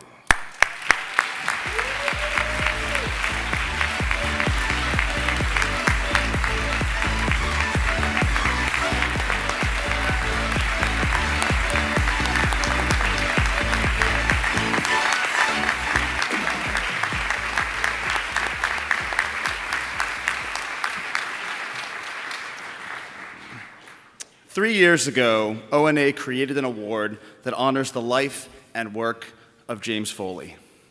Jim embodied the very essence of powerful, compassionate, groundbreaking journalism, and he toiled under some of the most challenging circumstances, courageously working to uncover truth and humanity amid heartbreaking conflict. Tonight, we are pleased to announce the third recipient of the James Foley Award for Conflict Reporting, given each year to a freelance journalist who honors Jim's legacy through the innovative pursuit of stories and visuals of life in the most challenging conflict zones. This year, the award goes to Tara Todris Whitehill, an American photographer and multimedia journalist based in Istanbul. So I have a lot to say about Tara, but before I do that, a few words from Diane. No, John and I are so honored to be present this year to present this award in honor of Jim, an American journalist who reported from Syria and was killed there in 2014. The James W. Foley Legacy Foundation seeks to inspire moral courage, one person at a time, as our son Jim aspired to, by advocating for the return of all Americans taken hostage abroad, by protecting independent conflict journalists, and by educating all regarding these threats to our freedom. It takes courage to be a journalist today, particularly moral courage, to dare to investigate those in power, to stand by your facts, and to dare to report the truth. So we are truly delighted to be here tonight to honor Tara with the James Foley Conflict Journalist Award. Tara is a truly exceptional and courageous journalist, worthy recipient who carries on Jim's legacy. Thank you so much.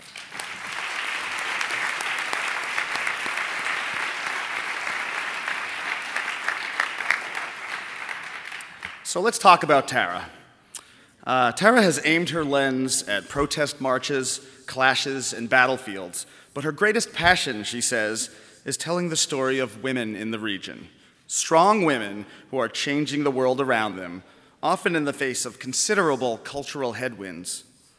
Some of these women protest or fight.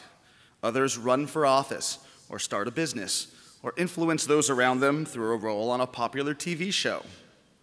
Whatever the subject, there's a common thread in Tara's visual journalism. She focuses on the human experience, creating an intimate connection between those she captures and those lucky enough to view her work. And it's not just about photography with Tara. Her writing is as colorful as her images, and she's produced engaging audio reports for PRI and NPR. She's also co-founder of Vignette Interactive, an agency that deftly merges photography and video journalism with immersive and data-driven digital storytelling to bring fascinating stories about the Middle East and North Africa to clients ranging from the New York Times and PBS to UNICEF and the International Rescue Committee. At the same time, Tara has become known as a caring and supportive member of the freelance community. No small compliment, given the day-to-day challenges faced by independent journalists working in places affected by conflict and chaos. And so I am honored and humbled to present the 2017 James Foley Award for Conflict Reporting to Tara Todris Whitehill.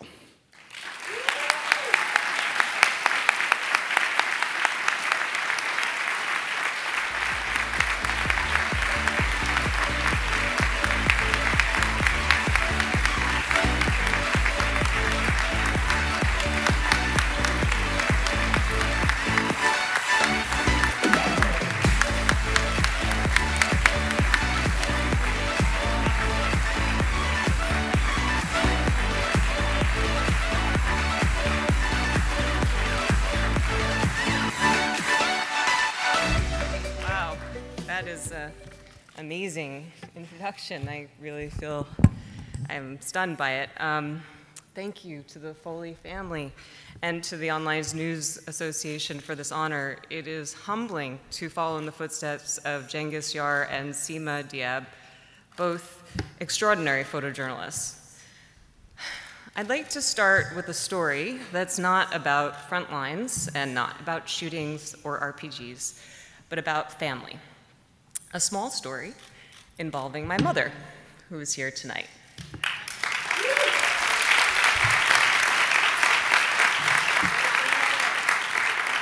In 2011, I was a staff photographer for the Associated Press. And after covering the revolution in Egypt, I went into rebel-controlled eastern Libya with a group of journalists. I told almost no one outside of work where I was going, and when I reached Tobruk, I called my parents from the garden of the hotel where most people were filing their stories to let them know I was okay. Now, the sat phone only worked on speaker, and when I reached my mom, with great candor and replete with four-letter words, she gave me and the rest of the press corps an earful about how upset she was that I had gone into Libya, a potentially risky and unknown conflict. Truth be told, I was a little embarrassed to be told off by my mom. Who wants to be told off by your mother in front of a group of seasoned conflict reporters? But then I realized afterwards she had every right. My time in Libya really had a profound effect on me. I understood at some point that if something happened to me, my family would never recover. That realization hit me when shortly after I left the country, my friend and mentor, Chris Hondros, was killed in the city of Misrata. I think about him a lot, and I can't even begin to comprehend how much he is missed by the people who love him, or loved him. In our profession, we travel to places that would give other people pause, to say the least, and for many of us, we do so not because it's thrilling, but because we know that there are stories that need to be told. Truth matters. That's part of what my company, Vignette Interactive, is all about, storytelling that can help change or save people's lives. The killing of James Foley put another spotlight on how dangerous our profession is and how important it is that our protection and the people we work with should be a given, on assignment, whether we're staff, part-time, or freelance. Because our well-being is not just about us, it's about our loved ones. I wouldn't be here tonight if it wasn't for my awesome family and friends, my incredible boyfriend, my editors, and especially my parents, who have always been supportive, whether they understood what I was doing or not. Most of the time, not. Thanks to our talented team at Vignette Interactive, I'm so proud of what we've accomplished, highlighting some of the most complex and important untold stories from around the world. I also have to thank my business partner, Matt. I couldn't have asked for a better colleague and friend to have started this company with. And to the Foley family, who are honoring their son with this award. I'd like to close by dedicating this award to the Frontline Freelance Register. In an era, yes, please.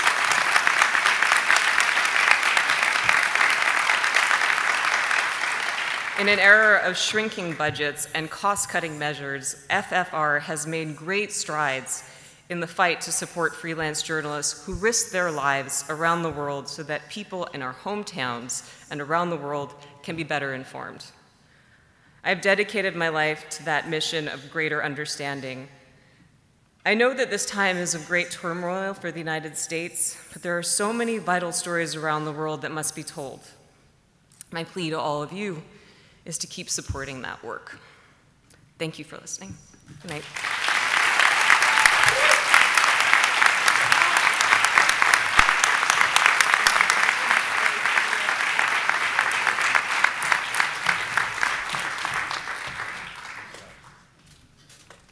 Next up, we honor excellence and innovation in visual digital storytelling. The finalists in the small newsroom division are Future Cities by Future Cities, Truck Beat, Local Lore, Finding America at WUOT. The judges called the full-frame visuals engrossing and appreciated how this freelancer-based project captured a global perspective. And the winner is Future Cities by Future Cities.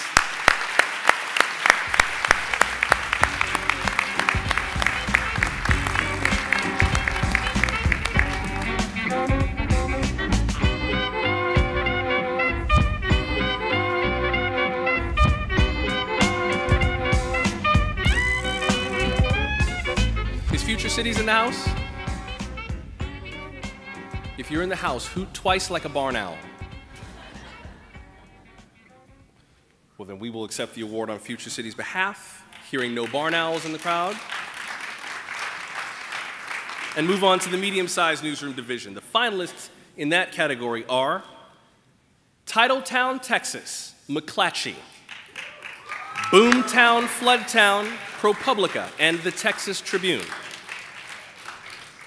The judges said this winning entry was innovative for a newsroom of its kind and for the genre.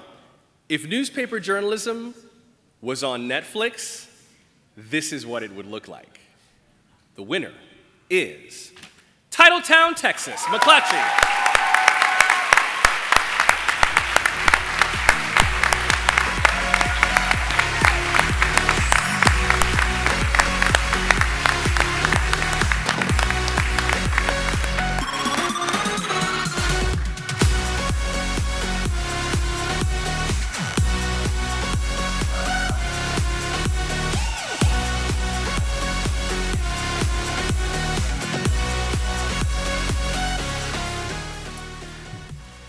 Thank you so much. This is such a great honor. You know, at first look, Titletown looks like a football story. And Jared Christopher, the director of Titletown, realized it was so much more than a football story. It was about culture and race and the becoming of age for young men who play football in Texas. Titletown is Alito, and for this community, we so appreciated that we were allowed in, and it just made the story what it was. And so Jared Christopher started with a big idea, and at McClatchy, we are so lucky to have editors and directors and vice presidents and CEOs that believe in big ideas. So thank you to John Forsythe and Andy Pergam and Craig Foreman for believing in us and supporting us on a weekly basis. And to produce Titletown on a weekly basis, it was a huge ask for our families. Jared and I gave up a ton of time away from our spouses and his kids to produce a weekly series. So thank you to them, and thank you for this.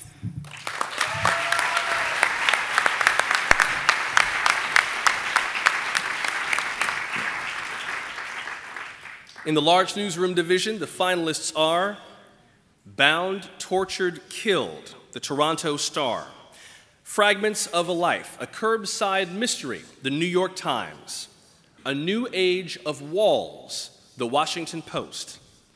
The judges said that the winning entry is a fascinating journey that could not have been done any other way. And the winner is Fragments of a Life, a Curbside Mystery, the New York Times.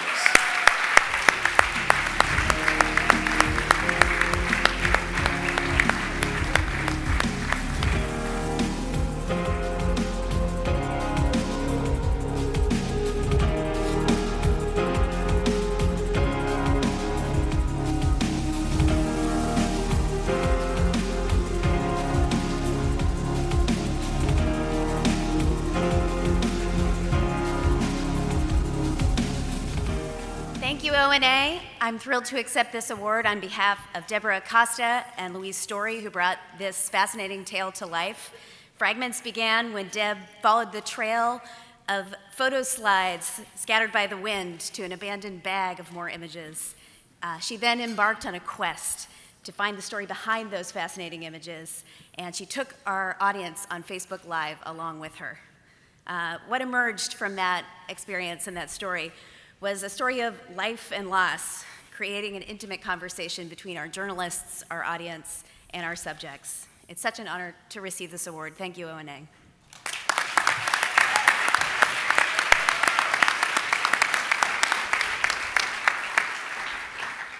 Well, we are rapidly running out of hardware, but we do have one more special award to give out. It's the Gannett Foundation Award for Technical Innovation in the Service of Digital Journalism, and this one is another big one. It comes with a cash prize of $5,500. To present this award, please welcome the executive editor of USA Today, Burl Love.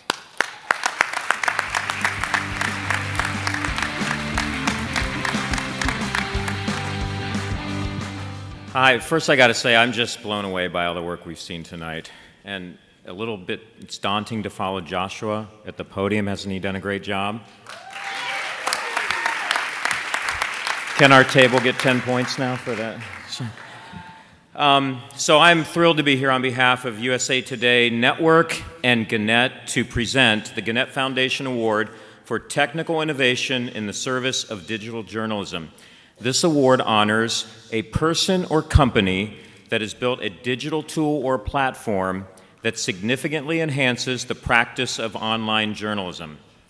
This year's finalists are BBC News Labs, Stitch BBC, APIs and data from ProPublica's Represent, ProPublica, and live notifications, the Guardian US Mobile Innovation Lab. Yeah, go ahead. The judges appreciated how this year's winner walked them through their thinking and believed this project could spur similar innovations in other newsrooms. And the winner is Live Notifications, the Guardian US Mobile Innovation Lab.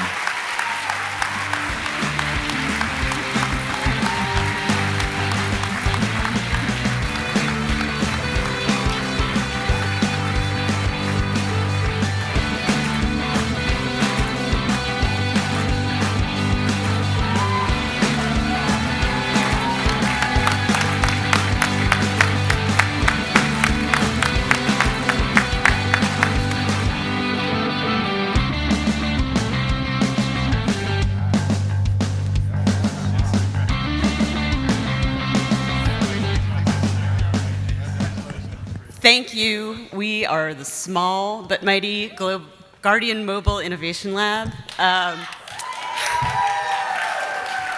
Thank you, Gannett and ONA, for recognizing that technical innovation should be a core part of what's recognized at these awards. It's at the foundation of what we do every day, even if journalism is intrinsically a part of it as well. We have started a couple of years ago with a 2-year runway. We're about 3/4 of the way through that, so this is incredibly meaningful to be recognized for this work. We're trying to push the boundaries and show you all what's possible. We're also willing to help you if you want to collaborate with us. We want to thank the Knight Foundation, which has supported us, and the Guardian US Newsroom. Our colleagues have been nothing but open and supportive and collaborative. Sarah, do you want to say another word? Very short. I just wanted to say that it was an honor to be nominated and an even bigger honor to win this award tonight, and that we've been thinking about how to rebrand innovation, and I'm thinking about how innovation is just an amplification of all of the amazing work that's been spoken to tonight. We're very proud to be a part of this. We thank ONA and the innovation community, and thank you for welcoming us tonight and welcoming this effort. So thank you so much.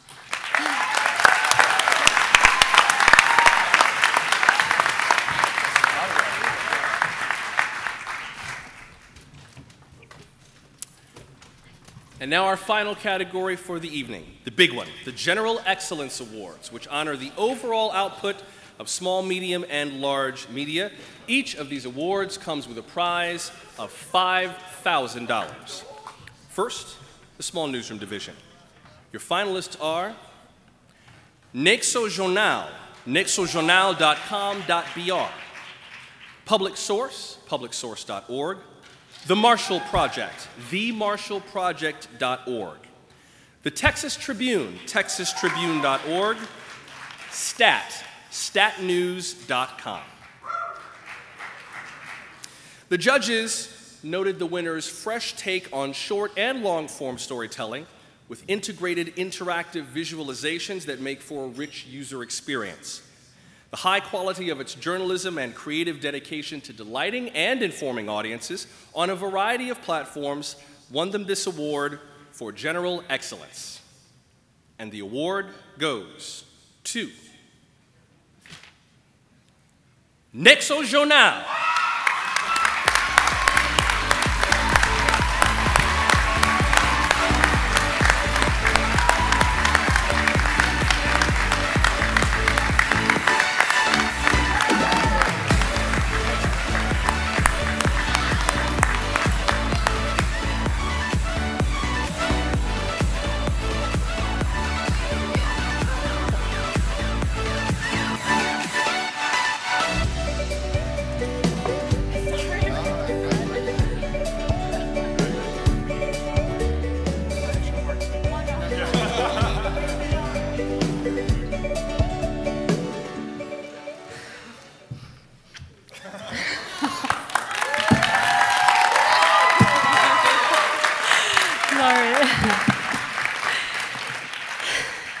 Thank you. We're truly, truly honored to win this prize. When we launched Nexo only 2 years ago, together with our third co-founder, Conrado, one of the things that made us go forward was that we learned that it was possible to be digital only and still to be big, viable, and more important, relevant. Last year, we went to Denver to the ONA conference, and we went back home extremely inspired. So for us, it's really, really special to win this particular award. We're going through a moment in Brazil where journalism is crucial, and we feel privileged to do what we do at this moment in time. And this prize belongs to our incredible team, a group of brilliant, creative, and extremely committed people. I also want to thank our readers, who are the biggest supporters of our work. So thank you very much.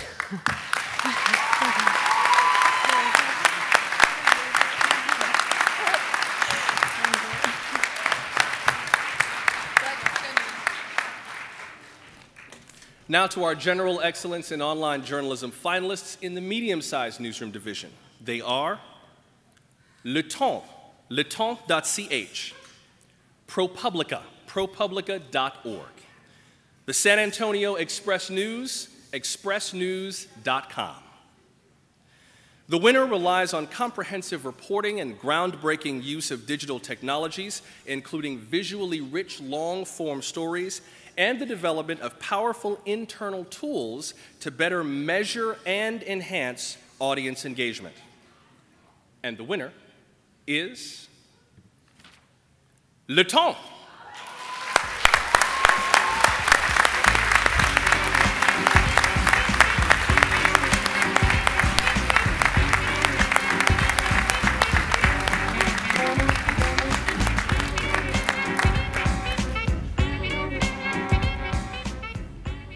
Où est le temps? Don't be impressed, that's like all the French. Well, then we will accept the award on their behalf. One more time for Le Temps.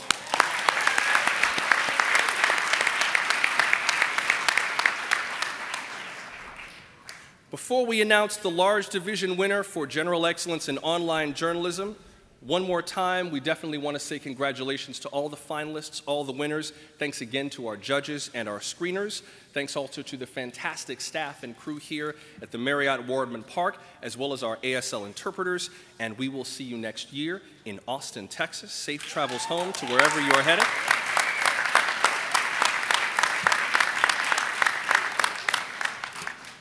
And now the final award of the evening. General Excellence in Online Journalism, Large Newsroom Division. The finalists are PolitiFact, politifact.com, The Globe and Mail, theglobeandmail.com, and The New York Times, nytimes.com.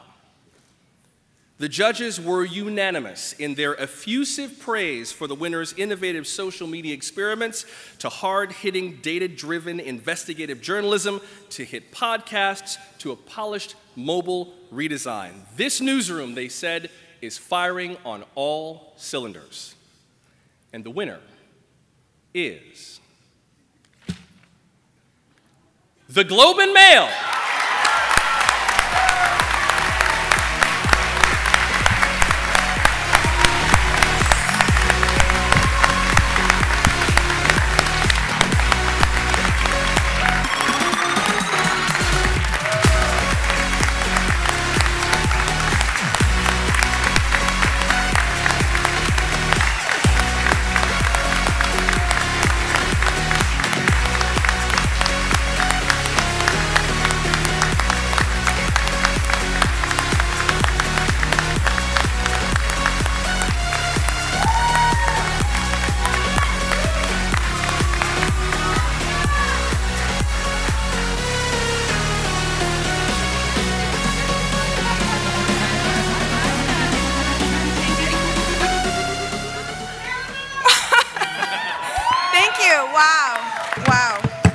You're all welcome to move to Canada anytime. It's such an incredible honor to be recognized among such world-class talent. Thank you so much, ONA. We are such supporters of this organization and of this conference. We made a lot of changes to our newsroom this past year so we could better focus on the journalism, and we feel like this award is a real testament to those changes and the incredible hard work of our journalists, which span across Canada and in 6 countries. Thanks to our publisher, Philip Crawley, and our editor-in-chief, David Walmsley, for setting the framework, which allowed us the freedom to be more ambitious, more collaborative, and more creative with our storytelling. When David first came to the Globe and Mail as editor-in-chief, he told us, go break a few dishes and have fun with discipline. And so we did. And fun fact, the band renamed themselves Fun with Discipline. So more importantly, we also want to thank our readers. We're a subscription publication, and they pay for our journalism. They continue to pay for our journalism, and without them, we wouldn't be able to do the great work that we do. So thank you so much.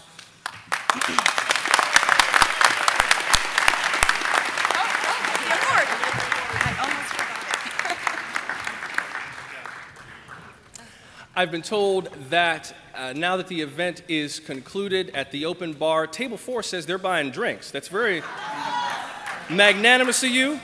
So enjoy the, no? Yeah, well, you could have got 10 more points last minute.